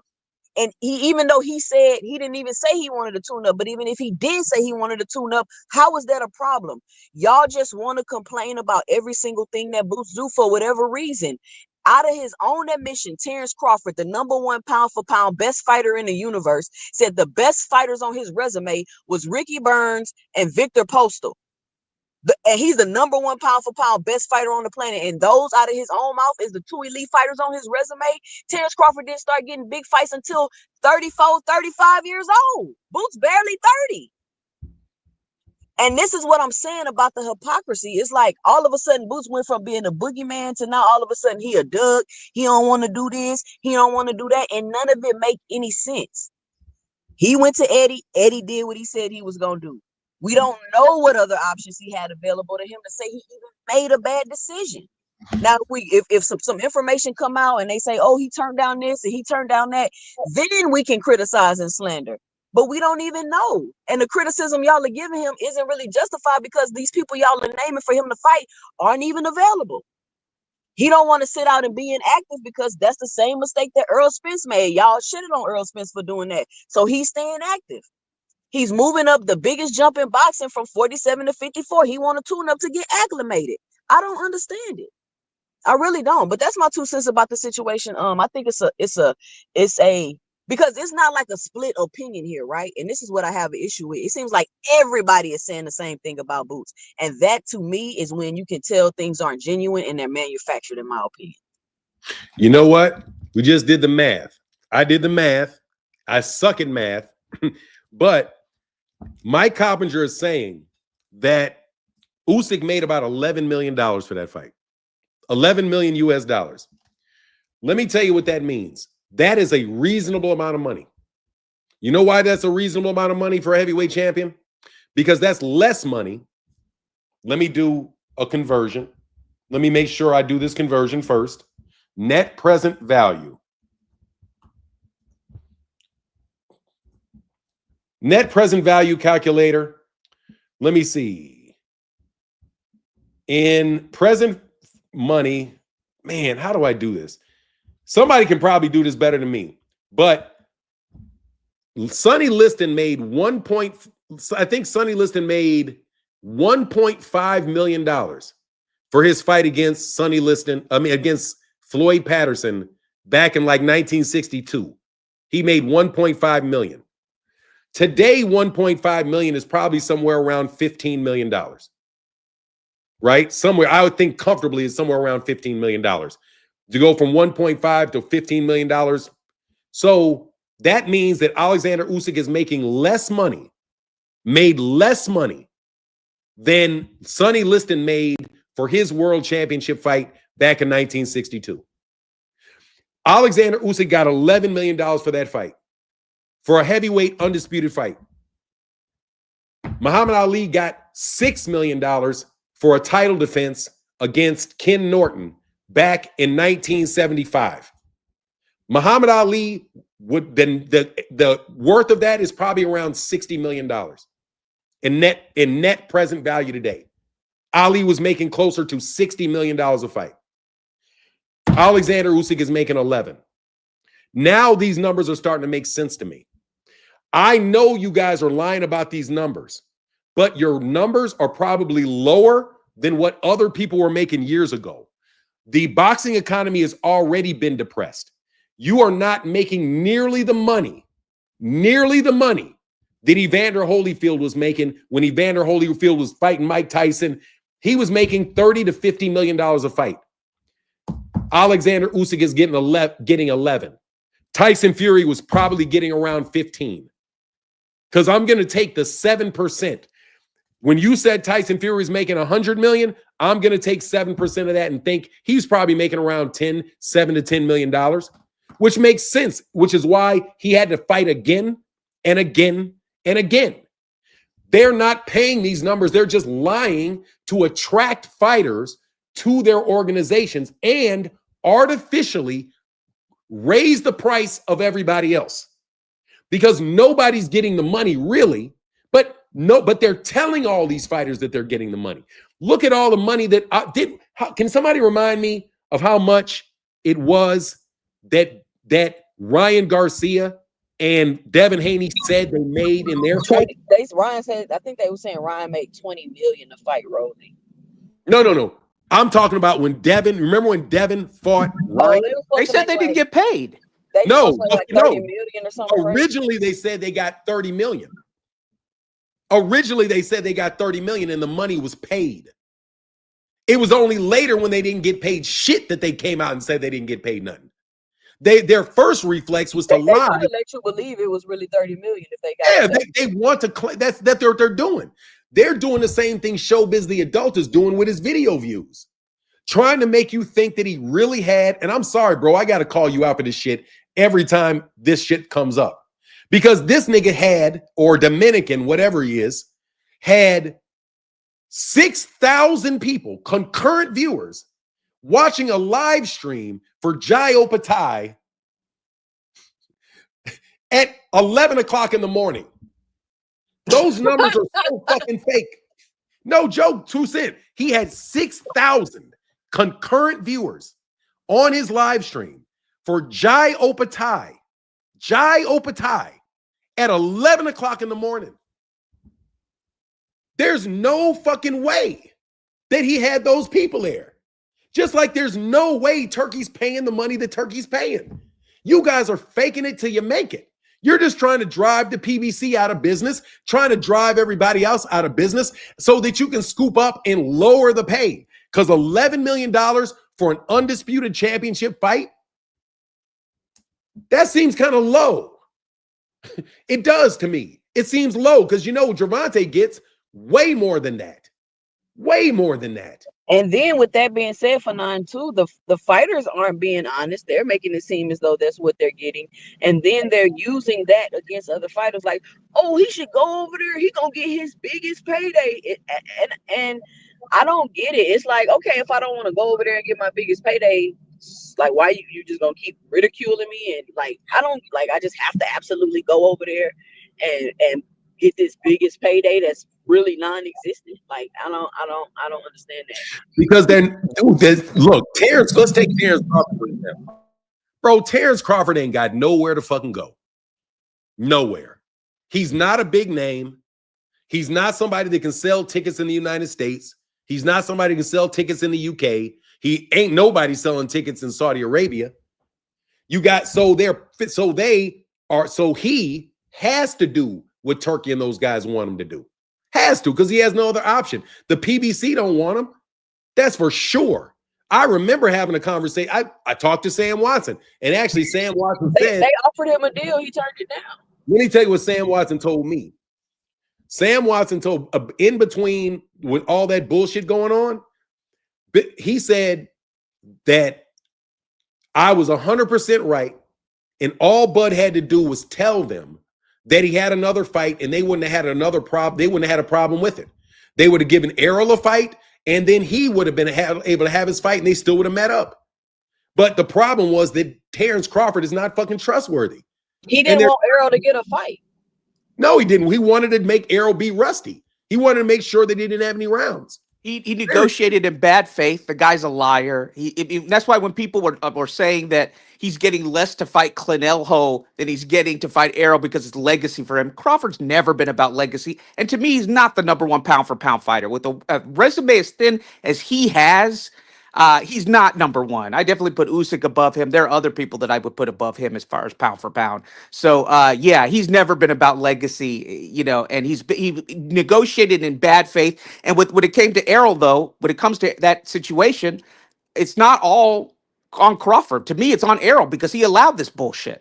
He was advised not to allow it. And I called for it, Fanon, over a year ago when I saw the game that Crawford was playing, when I saw him lying in the media. And when you and Ego and others were saying, hey, look, we've supported this guy, but we see him negotiating in bad faith and lying on Errol Spence, lying on Al Heyman, insinuating there's some kind of incestuous homosexual relationship between Errol and Al.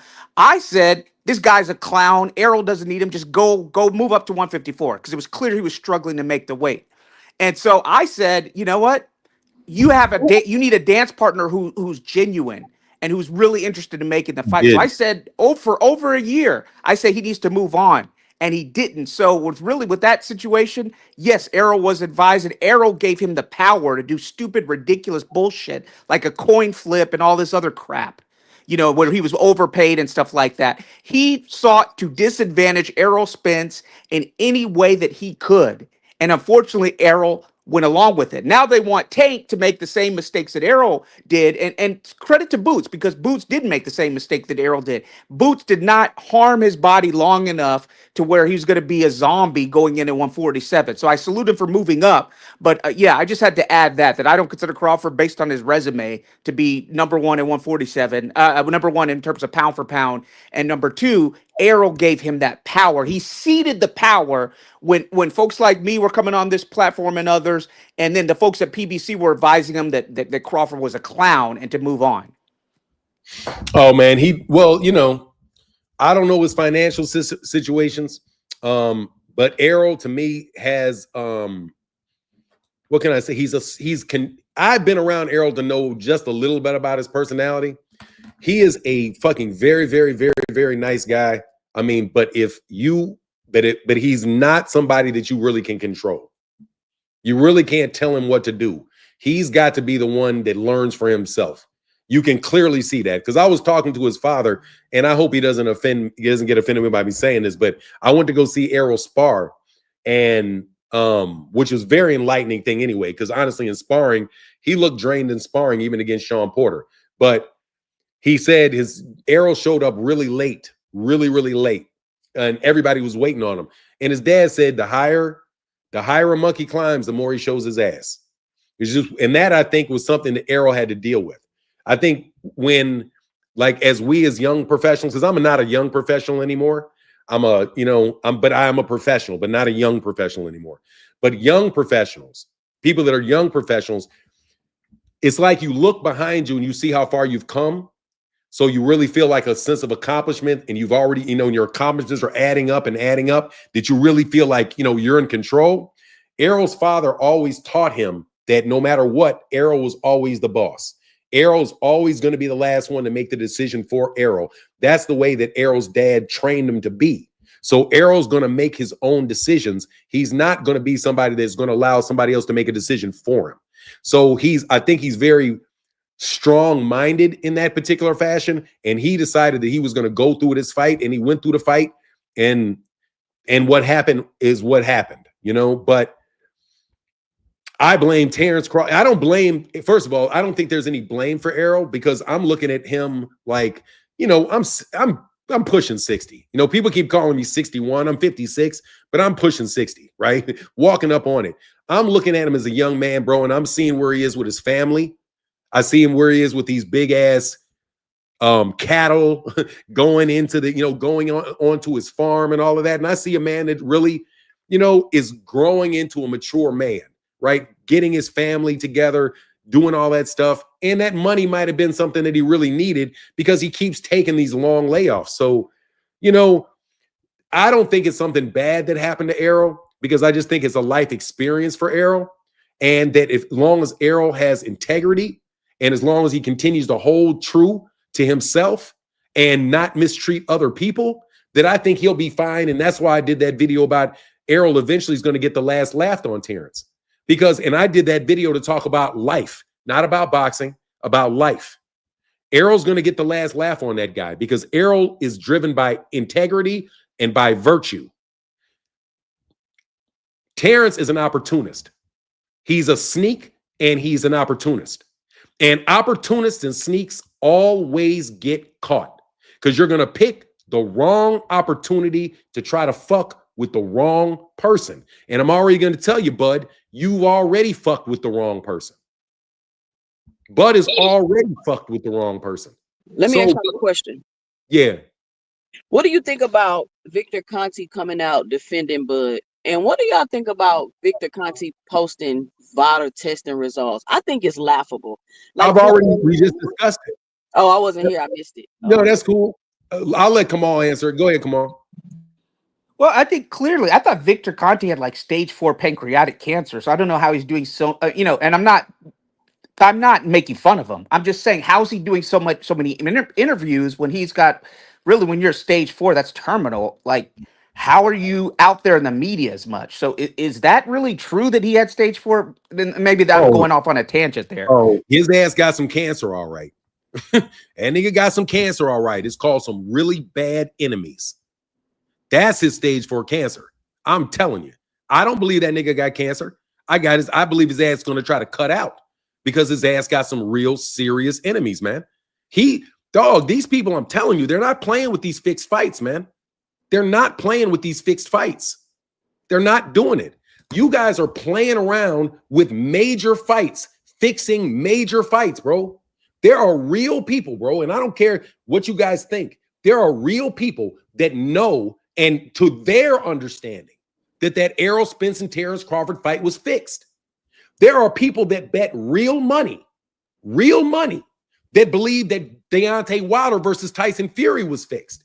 And they believe that they were fixed by the same people, because it's just too coincidental that people keep getting like cold symptoms and confusion going into boxing matches where they're tightly contested, but they wind up being blowouts. I'm telling you, Victor Conte is going to catch something, all right, because people are not going to let you continue to cheat them out of their money. You are out there telling people that you know how to cheat via tests. They don't like that. I don't know how many different ways I can tell you. You guys better stop playing around with people's money. You think it's no big deal that somebody's cheating and hitting somebody upside the head and they can get killed because of these fucked up gloves. That's one thing. The people I'm talking about don't give a fuck. I'm telling you, the people that I know and that I'm talking about don't care. If you died in the ring, they wouldn't give a fuck. But if you take if you beat them on $1 million bet, you better believe they take that shit very fucking seriously. These are high rollers you're cheating. Let me explain to you. You guys forget that there are people that put down $15, $20 million on a boxing event. And they see that you fix that fucking fight. Trust you me. And I'm telling them, just so you know, I am blowing the whistle on you niggas to these people and telling them not to bet their money because boxing is too fixed right now. You cannot guarantee that you're going to get a fair fight because look at Terence Crawford. He looks like a fucking linebacker going into this Canelo Alvarez fight. And these people are not paying attention to every bit of news going on because to them, $5 million, $10 million, it's not that much money to them. They can lose $10 million. It's nothing to them. Really, there are people with that much money that watch boxing. I know who these people are. And you beat these dudes out of a lot of money in that Errol Terence fight. And you guys are trying to beat the same people out of millions of dollars in this Canelo Terence fight. That's what you guys are doing. And it's so obvious to people that it's getting crazy. Turki Al-Sheikh is literally, for when one fight with Shiraz, right? What happened? He says 2 rounds. You're down 2 rounds. Man, do you know how pissed it would be if somebody from Chicago, like a Pritzker or something, put down $10 million on that fight and found out that there was a tape of Turkey Alex Sheik telling him 2 rounds, 2 rounds, 2 rounds. And then you got Hamas Shiraz coming out there and not taking his wraps off. Come on, man. The same guy, Hamas Shiraz, has been involved in 2 big controversies. You guys are trying to make your money by fixing fights. That's why you're lying about how much money they're making, because you're probably trying to back pay them off the gambling from the fixed fight and giving them a cut of it. Okay? I'm telling you, you guys look like you're coordinating fights. I mean it. You guys look like you are absolutely choreographing fights. Choreographing them. As in, I'm going to throw this punch, you're going to throw this punch, I'm going to throw this punch, you're going to throw this punch. Boom, we're going to get a knockout at the end. You guys are choreographing fights. That's why you niggas spend 10 rounds moving around. Because we're going to fight this round. Oh, we're going to fight in the 6th round. Oh, we're going to fight in the 8th round. But we're both going to agree that we're not going to engage. That's what Teddy Atlas used to say. Remember Teddy Atlas used to say that? It was called like a silent agreement between the fighters. That they are not going to press on each other, that they're going to let this fight go. That's fight fixing. That's fight fixing. And I'm telling you guys are clearly doing it. Clearly fixing fights and making and playing and putting big money down on fights that you know fucking well are choreographed ahead of time. Choreographed. Somebody told me that they believe Terence Crawford's knockouts against Amir Khan and against Kell Brook were choreographed. That's what I was told. I don't do videos about this shit, but they said that they suspect that those fights are choreographed. Just, you know where they got that from? Because Sean Porter is seen looking at Kenny Porter and doing this, giving him a nod, and then acting all upset. Oh, I'm so mad. I'm so mad you stopped the fight. Nah, bro. You niggas decided when that fight was going to end by knockout. At least you and your dad did. Because there was no reason for you to get knocked out. You could have continued to fight. You could have easily continued to fight. But what? If somebody had bet that round on a KO, they won a lot of money. They won a lot of money. Look, bro, you niggas is out there fixing fucking fights. It's so clear. You guys are getting in the way of the PBC making fights at all.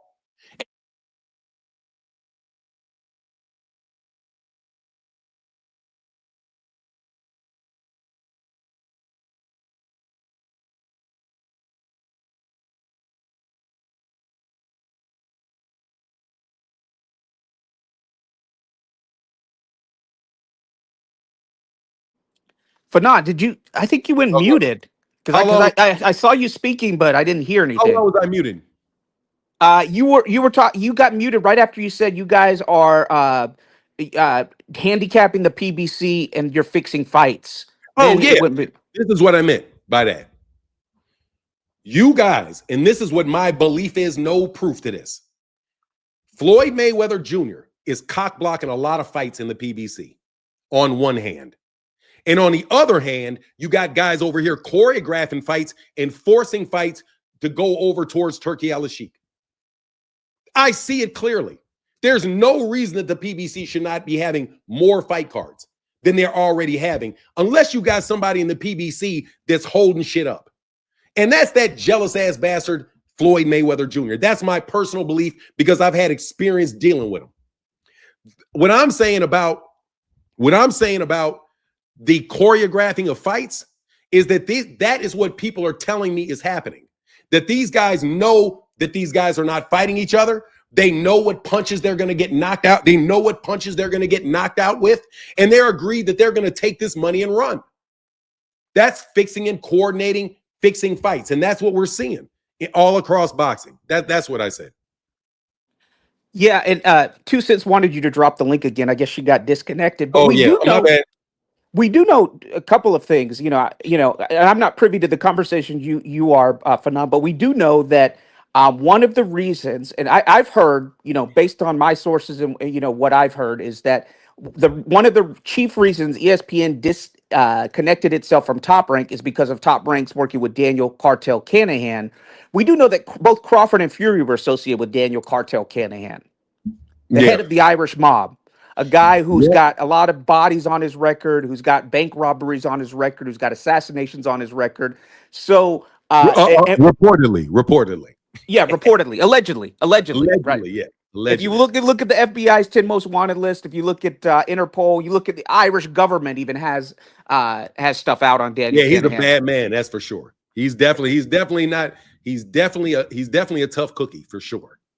And so we do know that Fury and Crawford were associated with him, and we do know that ESPN and Top Rank, ESPN was upset with Top Rank because they were negotiating. They had some kind of relationship, and I don't know the depths of it. And so apparently ESPN found out, they were unhappy Oh, about it, and they severed the relationship. That's one of the reasons why. And to talk about networks, Fanon, the rumors are that ESPN is gonna work with PBC again, and then also because the NBA lost, TNT lost the NBA, TNT is negotiating with the PBC as well. So we may see the PBC on two more networks. Of course, Dick Glazer's not reporting that, but to go to Two Cents' original point about the Victor Conte thing, I think Victor Conte's a snake. First of all, I don't respect anybody who rats out somebody, especially people they were close to, so that they can get off. So what was it, Takashi 6ix9ine, where he ratted on his friends, Victor Conte, and even Shane Mosley and others say that they didn't know that what they were taking was illegitimate. That Victor Conte was tainting their supplements. I don't know. I wasn't there, but I don't like Victor Conte. I don't trust him. Number one. Number two, his relationship with Vada. At least there is some semblance of interference, of some kind of unfair relationship between the two, that he's not completely divested from Vada. So when the guy says, I can cheat, I mean, that's just only one in a long line of things that he said. To me, my antenna went up when he was talking about Ryan Garcia. He was heavily invested in Devin Haney, so much so the guy was tweeting like Shakap Twitterson about Ryan Garcia nonstop. And then he went on an interview, Fadon and Two Cent, and he said, I don't care if somebody goes into Ryan Garcia's hotel room where he's got an open and exposed bottle of toothpaste and they spike his toothpaste. And I said, that is oddly specific from Conti. And that doesn't even sound like something somebody who's in that business would say. That sounds like some kind of CIA plot that somebody would use to assassinate somebody. So when he said that, and he was so heavily invested in tweeting like Shakap Twitterson, 30,000 tweets about the Haiti fight and going after Garcia, I said, this guy's funny. So that's my answer there. I mean, but just Victor posting the test results is like how it's like laugh to me. I just take that as it's like laughing in your face. Like, look at these test results. Like, Victor, you should never post test results, bro. And after you said you could beat the test, and then he says in the tweet, yeah, I said I could beat the test, but I haven't beat this test since 2003. Like, what? Like, I just don't understand, like, why you would even keep saying, just be quiet. Like, it's no need for Victor to keep talking. I feel like it yeah, there only, is. Go, huh? there's a reason. Go, I'm gonna let you finish. Like I'm sorry. you posting test results like that means anything to you, Victor, not the fighter. You, Victor, are posting the test results. And I say this all the time. Victor is like the serial killer that call and leave clues to the police. Because you think you're so smart, you're not gonna ever get caught. Is it a possibility that he not cheating? Sure, of course. But even he said himself, you should be suspicious of him. Like, I don't understand what the argument is about. If you don't believe it, that's cool, but you should also be understanding of people that do think that something could be going on. Let's not act like these people are being unreasonable in their suspicion. That's just simply not true.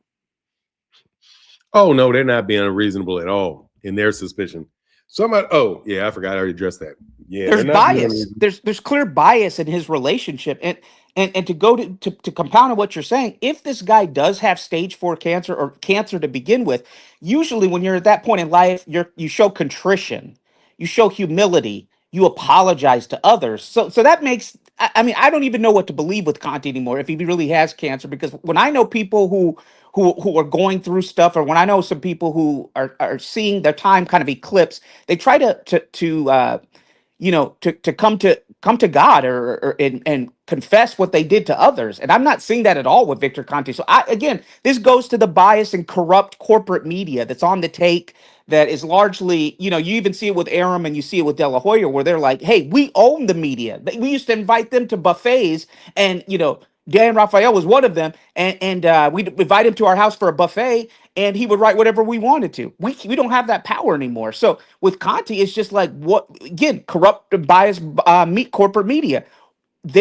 He's not out there saying, I'm sorry to Marion Jones, I'm sorry to Shane Mo, I'm sorry to anybody he's still out there. So I don't even know if the cancer thing is real, let alone stage 4, because he's still very much present, giving interviews and tweeting and stuff like that. It's an unfortunate situation, man, with Victor Conte. But I hope he gets better, so he can. I hope you get better, so that somebody can arrest your ass for the shit you're doing, because that shit is so fucking obvious. You literally set up. You are the cheater, and you set up your own organization to catch yourself. And boxing, and the reason I said 2 Cent that he has to speak, because if he stops talking, nobody's going to sell VADA. If he stops talking, there's nobody to accuse people of being on steroids. He basically was the one making all kind of accusations about people. He's not testing. I think he was the first person to throw shade at Errol about Errol's gynecomastia and saying how that's consistent with steroid use, and Errol needs to be under this VADA testing. And bro, if without that echo chamber of guys like Rick Glazier and Victor Conte blowing all that smoke, then nobody's going to give a shit about VADA, and it's going to fall away. That's what I think. It just seems like a deflection to me. Like, let me point. It's like those organizations that's help saving the kids from trafficking, and then you find out they really trafficking the kids. You know what I'm saying? It's like a deflection. Because my thing is, if the solution is 365 testing, and out of the decade you've been in boxing, you've only got 3 fighters to sign up for it, how is that not a deflection or a front? Like, explain it to me. This is the solution, but your own fighters that you work with don't want to sign up for what you're saying is the solution that you're selling. It's just weird to me. It just doesn't make any sense to me, for real. And even if you pop sanctioning bodies not doing nothing, they saying, oh, it's an accident. Like, they do whatever they want. So it's like a war on drugs. Like, we fighting a war on drugs when the government bringing crack into the neighborhoods. You know what I'm saying? Exactly. And that's why I'm calling on FBI Director Kash Patel. I'm calling on Homeland Security Secretary Kristi Noem, calling on President Donald J. Trump, calling on Vice President J.D. Vance, calling on Attorney General Pam Bondi to raid Canelo's gym with Eddie Cartel Reynoso. That gym has more drug cheats than strip clubs have hoes. And I don't know. That's a lot of hoes. That's a lot. I think he may be touching them, but that's a lot. I mean, you got rid of Chavez. Chavez was the low hanging fruit. I mean, you got him deported. But to me, this is the white whale right there in Canelo's gym. This is corruption. We've seen corruption in Canelo's fights. We've seen bogus contracts. We've seen collusion between the sanctioning bodies, allowing Canelo to avoid David Morrell Jr., to avoid David Benavidez earlier on his career, to avoid an undefeated Vanes Martirosyan and fight welterweights. We've seen literally everybody and their grandma in Eddie Reynoso's gym test positive. This is the big fish y'all gotta go after. Kash Patel, FBI Director, Pam Bondi, Director of the DOJ, Attorney General. Please go after that gym. Chavez Jr. was irrelevant to me. I really don't even care about that. But there's one thing in boxing that is just a huge stain on the sport, and that is that Canelo gym with Eddie Cartel Reynoso. WBC just ordered another fighter, Francisco, I think Suarez, I don't know his last name. He had a fight with Gamel Yaffe, and he tested positive. Yeah, Rodriguez. And this is the thing, though. I wonder if they've changed the test and they're testing for something, because usually when, a lot of people start popping, especially like out of a camp, I would think it's because they're testing for something maybe that they wasn't testing for before. So now it's popping type of thing. Because like all these fighters from Eddie Reynoso camp is popping is crazy. And it's like, it's nothing. It's oh, it's an accident. It's cool. And oh, he popped dirty before. Oh, like it's very strange. Obviously, they're under some form of protection, clearly. I hear people. I heard people calling him Cartel Canelo. I see Jake Paul said Canelo was next after Chavez got arrested. So obviously, it's some questionable things going over there in that camp. And yes, they do need to be looked at and investigated. But the question is, who will do these investigations? Like, who would be responsible for these investigations? Would it be a sanctioning body that needs to call for this? Would it be the ABC that needs to call for this? Like, is it the fans that need to write somebody to get it done? Like, what is the process to get a ball rolling if you legitimately want Reynoso's camp to be investigated? The sanctioning bodies won't do anything because they're the ones who, one of them has Terence Crawford, who's never fought at 160, let alone 168. One of the sanctioning bodies had the audacity to name him number one at 168 ahead of Diego Pacheco, Christian Mbelli, Orlando Hernandez, the guys who put in the work at 168. The sanctioning bodies are corrupt. Mauricio said that David Benavidez was going to be named as mandatory. He said he was going to do it, for a period of 18 months, and he never named David Benavidez as mandatory. They allowed Canelo as 154 to fight nothing but welterweights and to avoid Vanes Martirosyan, who was supposed to fight for the title. And then they had Vanes fighting all the dangerous eliminators after eliminators against 154 pounders, while Canelo was fighting the likes of Shane Mosley off the Pacquiao loss.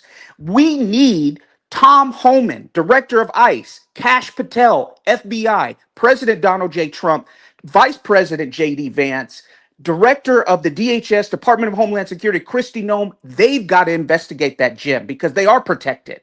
And the sanctioning bodies are complicit in the corruption that is going on. Bogus things like contracts where James Kirkland can't use Ann Wolf. You look at the Canelo Kovalev fight. Kovalev is barely throwing any jabs with authority, and then all of a sudden in the video, you hear some guy saying in Spanish, saying Canelo right now, and then he hits Kovalev, and Kovalev clearly takes a dive. And Kovalev has even said after the fight, he said, I basically threw that fight for you. If you watch Kovalev's interviews, there is so much to glean from that corrupt gym. They're basically a drug operation. Even people don't even remember this. I don't know if you guys remember this. When Floyd fought Canelo, Floyd said that guy's on steroids. Do y'all remember that? Oh, yeah, I remember that. He said that guy's juicing. He said from the very beginning Canelo was juicing, but corporate media didn't report it. So they have enough to shut down that operation because at the very least, that is a drug running operation there. So ICE could raid it, FBI could raid it. They have enough of a dozier in terms of their impact in sports. They raided top ranking Bob Arum for the IBF. I don't know if y'all remember that. Top ranking. That's why the IBF is the only one that does things the right way. God, what happened to? Do you remember who said that shit? It was Vidi Pazienza said something about Tyson Fury, and he was like, Tyson Fury is hanging out with bodybuilders. The way that you get the dope from being sold to the fighters, I don't think is from the trainers. I think you need to follow the bodybuilders. You need to go to the gyms and you need to look for anybody that has any connection to a bodybuilder because that's where they get the juice from, and that's who's advising them on how to beat the test. If you ever listen to the show More Plates, More Dates, there's a podcast called More Plates, More Dates. And that's all he talks about on there is performance enhancers. And basically, dude, those are the type of people that know exactly how to beat the test. So that's why I don't believe Bud, because Bud looks like a fucking bodybuilder. Bodybuilders are the ones that are teaching these people to do this stuff because they're the ones that have the most expertise as athletes in the use of performance enhancing drugs. So if it was me, I would fucking pull aside any bodybuilder and investigate them to see and make sure that they're not selling performance enhancing drugs to Victor Conte or directly to the fighters themselves or how they're doing that. Because that's the people that are doing it. It's the bodybuilders. They're the ones that really, really, really, really know. And like you listen to More Plates, More Dates, his understanding of performance enhancing drugs is like 1,000 times what Victor Conte's is. You can tell because he's really breaking it down all the way to like, it's like he's a biologist that happens to be a bodybuilder, or a bodybuilder that sold that shit so much that he's the one that's getting these people. Dude, more plates, more dates is the one that can get you past that drug test. Without a doubt, more plates, more dates can do that. So I would be looking at more like people like more plates, more dates, people like that really have the knowledge, not Victor Conte, because Victor Conte ain't never stuck a steroid in his body in his life. He's working with people that know that shit. The reason that now, and I'm going to demonstrate this. You remember Boxing Hacker? They will always come by the channel. Boxing, can you hear me? Yeah, we hear you. Yeah, Boxing Hacker. Okay. Yeah. Boxing Hacker. So Boxing Hacker is something in IT. I don't know what he is, but KO Boxing. Now, Knockout Boxing 86 TV. I'm not going to tell you what he does for a living, but he asked some questions of Boxing Hacker to verify that Boxing Hacker did work in IT in some development area, right? Don't worry about the concept. But I used to own companies, our family owns companies that work with consultants. Always. Like I know how the process for interviewing somebody. And what you always have to do is after somebody like KO reviews them and approves them, basically he knows enough to get you in the door. Then what you have to do is you got to get a guy that really works and does the work in that area to do the technical interview of him. Because trust me, you're not going to get past somebody that really, really does it for a living if all you know is the buzzwords and everything that helps you get in the door. So what Victor Conte is to me is somebody that just knows the buzzwords. He knows what to say. That's why he get tripped up.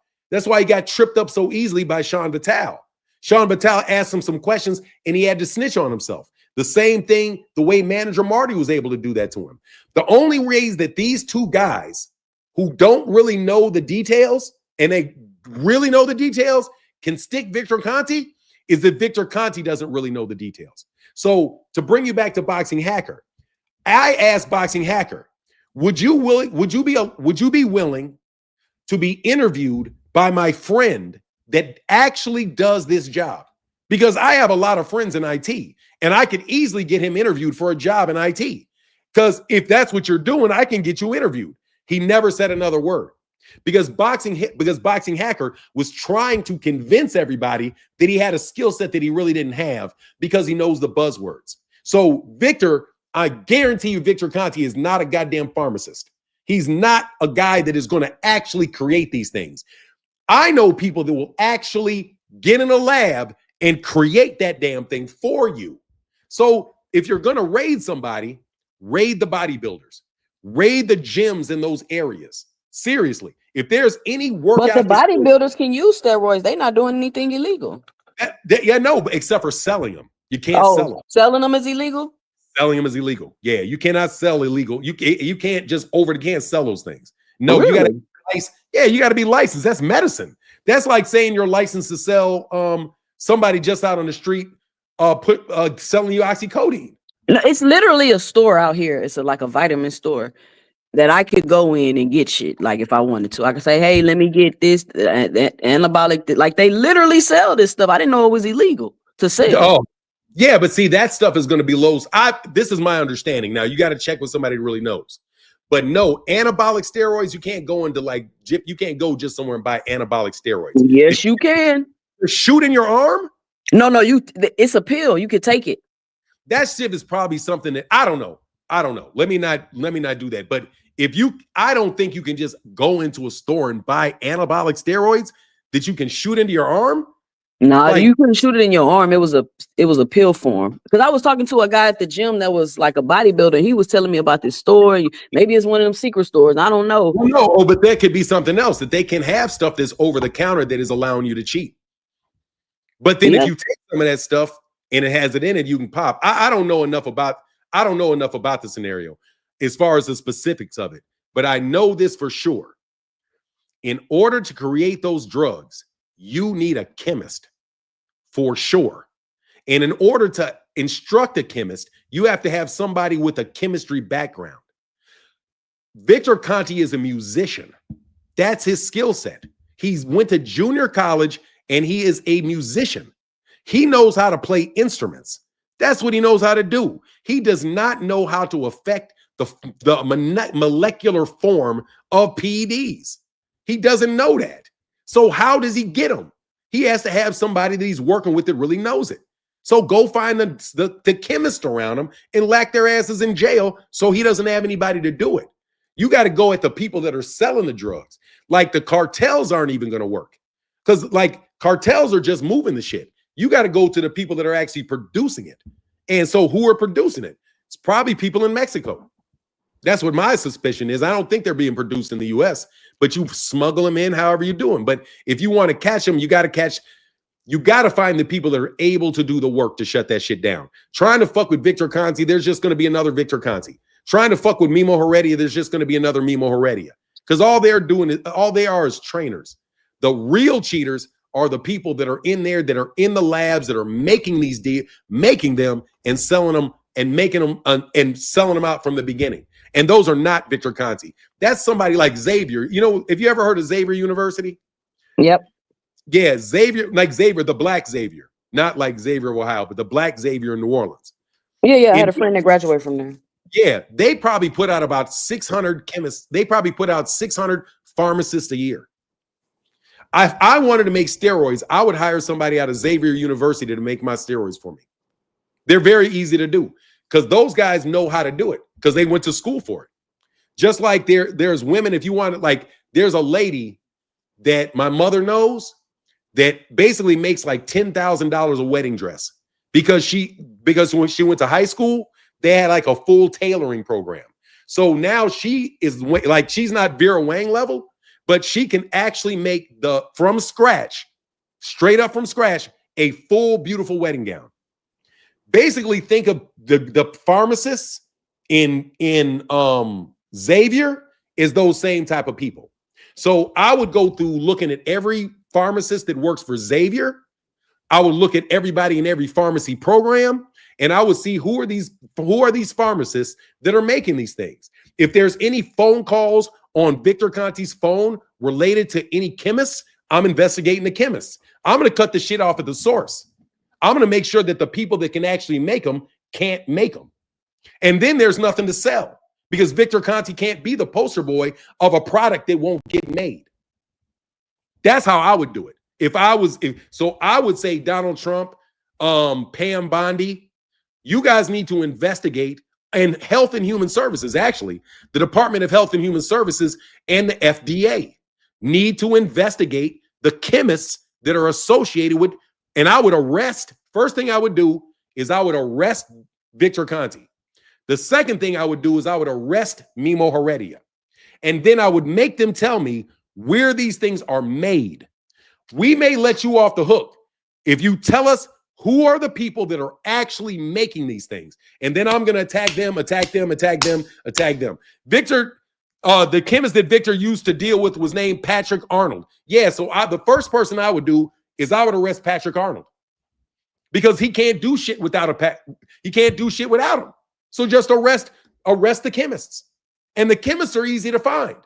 You remember that Breaking Bad? Come on, you there? Yeah, I'm here. I remember Breaking Bad, yes. Yeah, that's the type of dude you're looking for. That's the type of guy you're looking for, not Victor Conte. You're looking for a chemist that can really do it. And then he'll give that shit to Victor Conte, and Victor Conte can then sell it.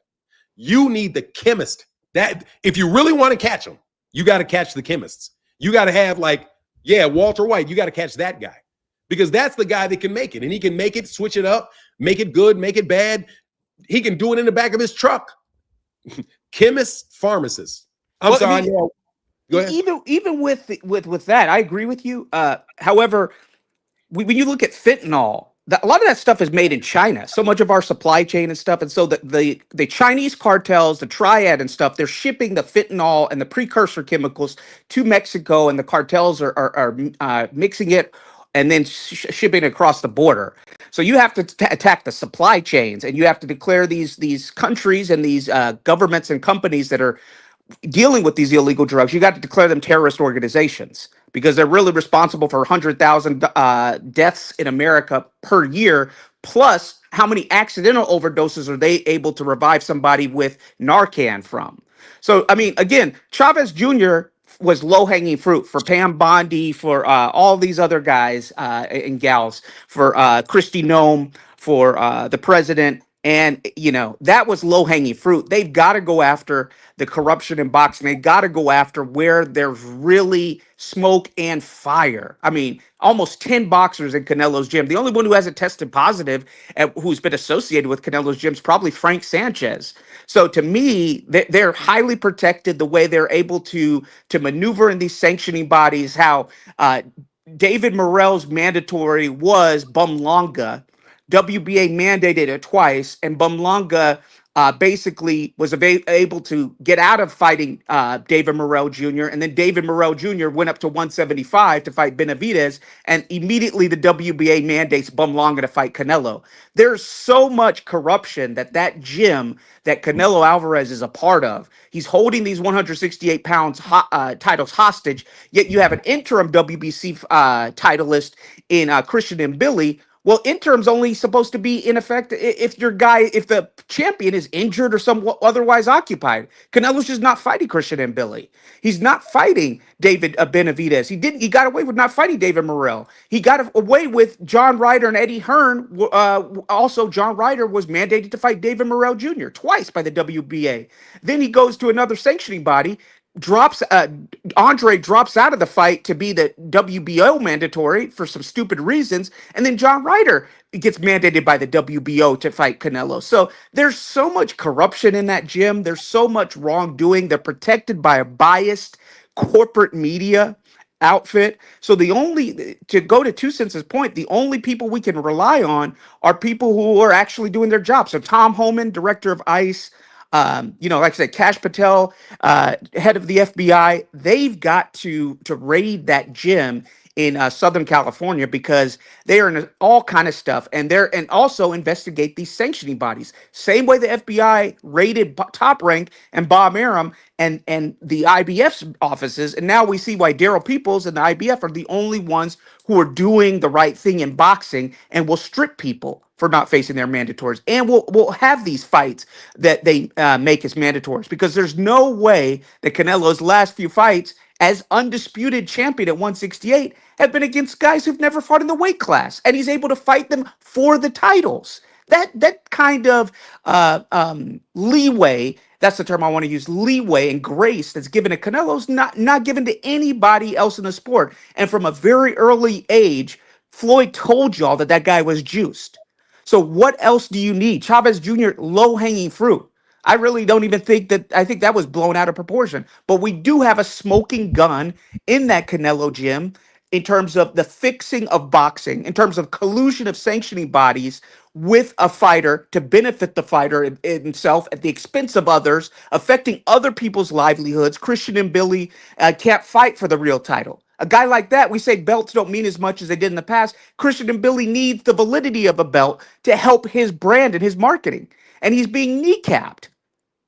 So we really gotta, we gotta stand up because, I know California, some people in California think that they don't apply to the federal government, that their laws can take control. But we've got to investigate that gym. We've got to get the corruption out of the sport of boxing that's really centered with this Canelo Crawford fight. You cannot have two of your last three fights while holding undisputed against guys outside of the weight class, when guys in the weight class were available and ready. You cannot have mandatories, your dangerous mandatories, navigated by the sanctioning bodies out of the division, and you can fight guys who duck the mandatories who are clearly not any legitimate competition, and Bumlonga and Jaime Munguia and these kind of guys.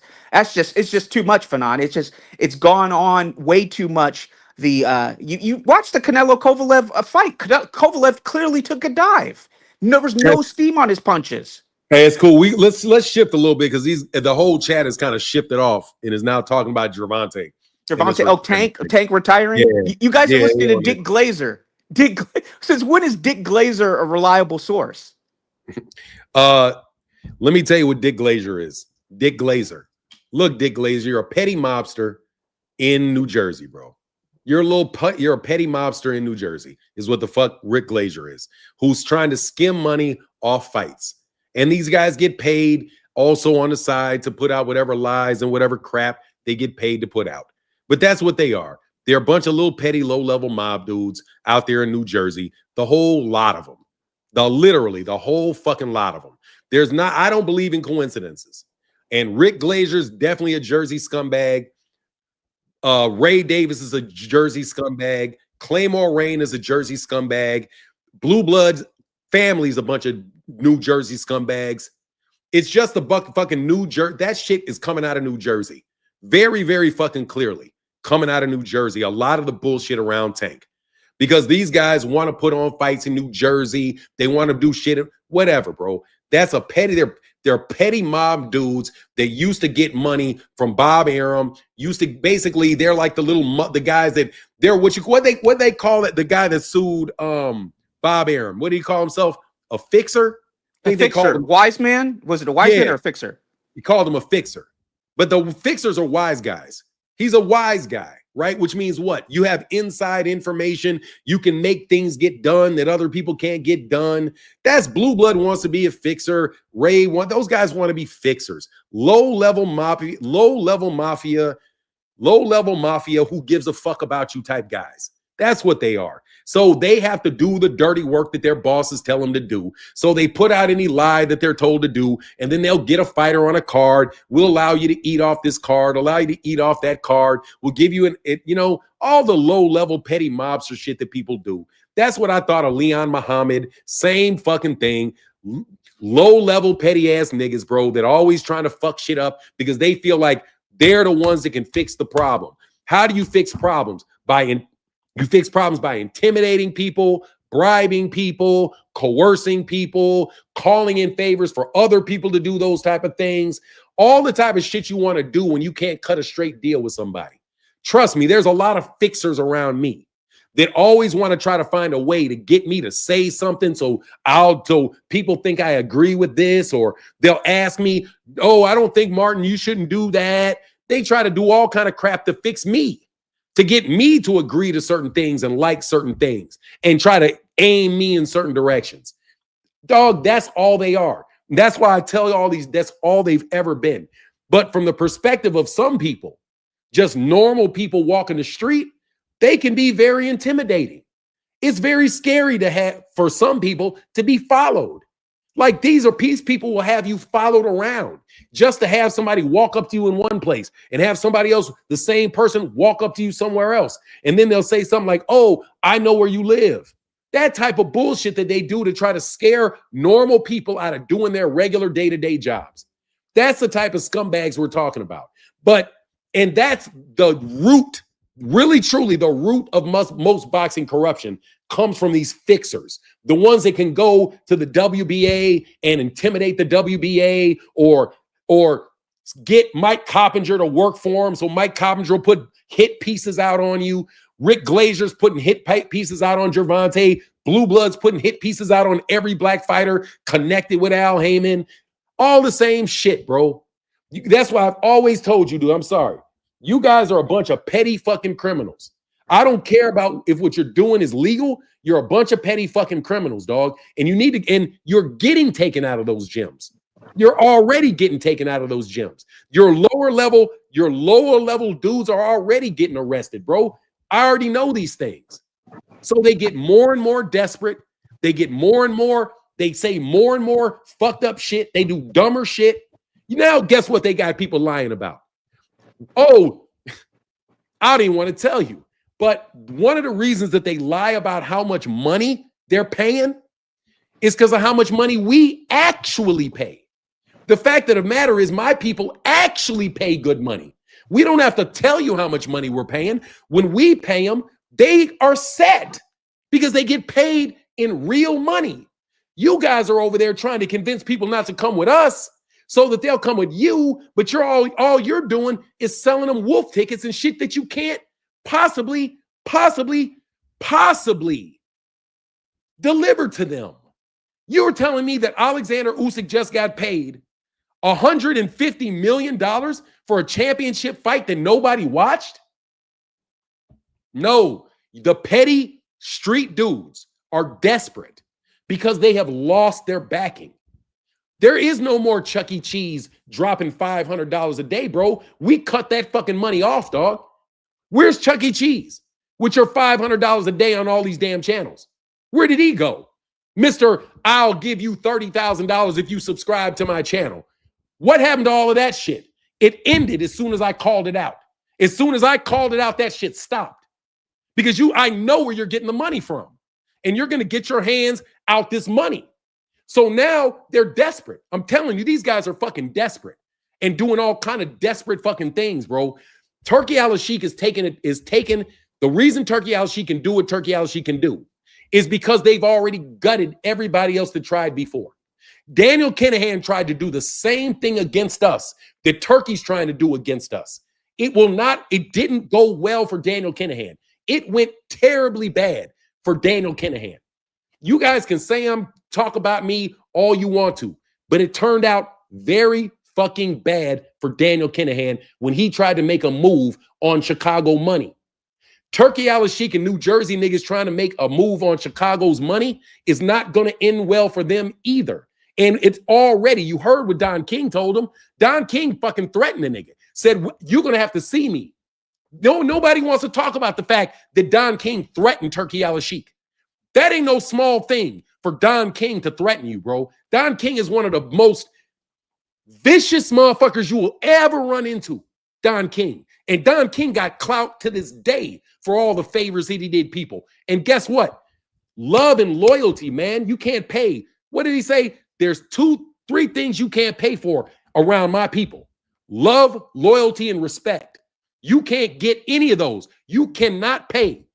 You cannot pay for love. You can't pay for loyalty, and you can't pay for respect. And you guys are trying to pay for love, loyalty, and respect. And it will fail in these streets.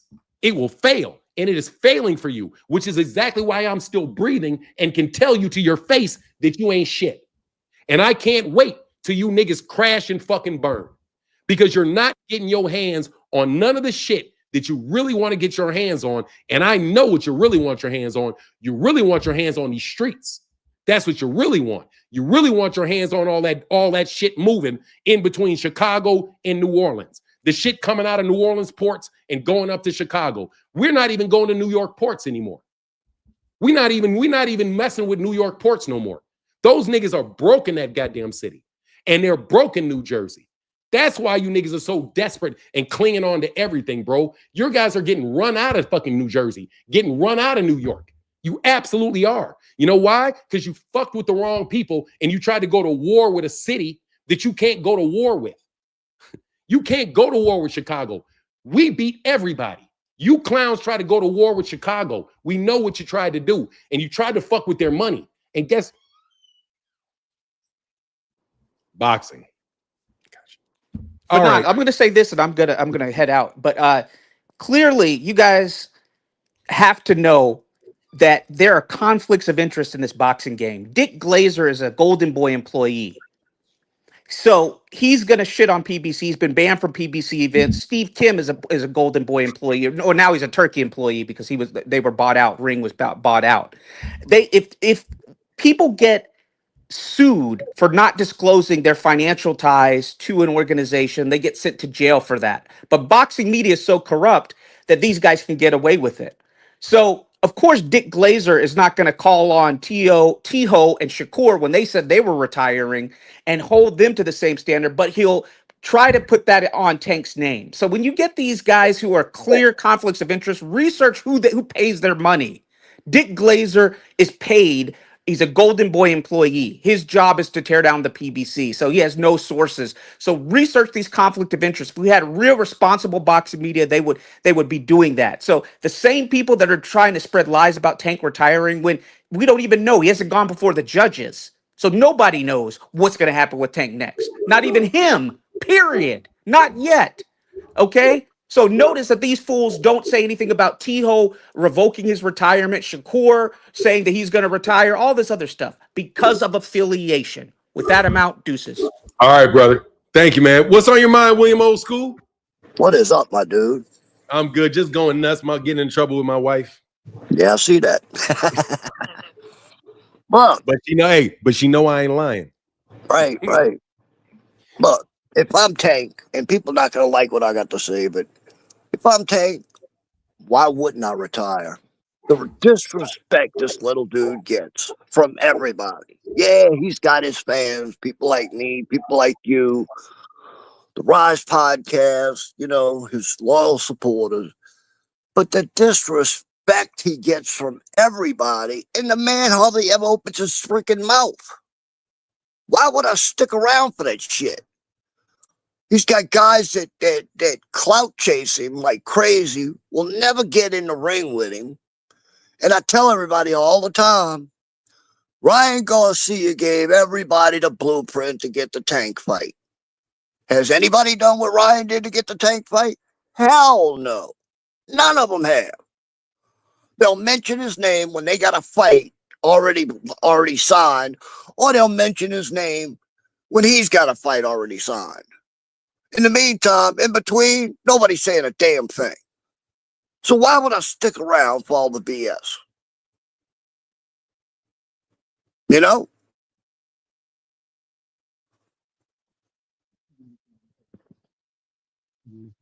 But now I must have stepped out.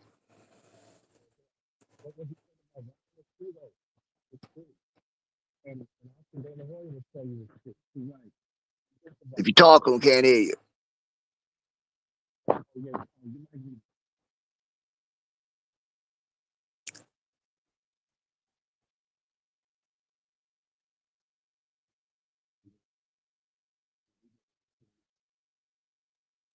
Can't hear you. Go ahead. No, I was saying, if I'm a Tank, why would I stick around? And I know people not gonna like what I gotta say, but the man gets disrespected by everybody. Yeah, he's got his loyal supporters, but basically he can't get a fight. And don't tell me they're trying to fight him, because if they did, Ryan Garcia laid the blueprint to get a fight. Has anybody even tried that? No, they haven't. Instead, like I said, they'll wait till he's got a fight or they got a fight, then they mention his name. When nobody's got a fight, they don't even talk about him. So basically, what they do is they clout chase the hell out of him. But the disrespect he gets, considering he rarely even ever opens his mouth, is pathetic. They look for the littlest thing. Here's a good example. Devin hits his baby mama, who's pregnant. You don't hear a peep out of anybody. Yet Tank supposedly slaps his woman in the back of the head, which that's yet to be proven. And everybody's all over it. Make it make sense, please. It doesn't. No, it doesn't. It doesn't make sense. The hate this dude. I just don't get where the hate comes from. Let me let you guys go today. I'm gonna have to let you go because I gotta handle something. Again, I'm at like 2 hours and 30 minutes. Thank you guys so much for your comments today. Let me handle something and then I gotta get back. And I'll holler at you guys tomorrow, okay? All right, man. Bet.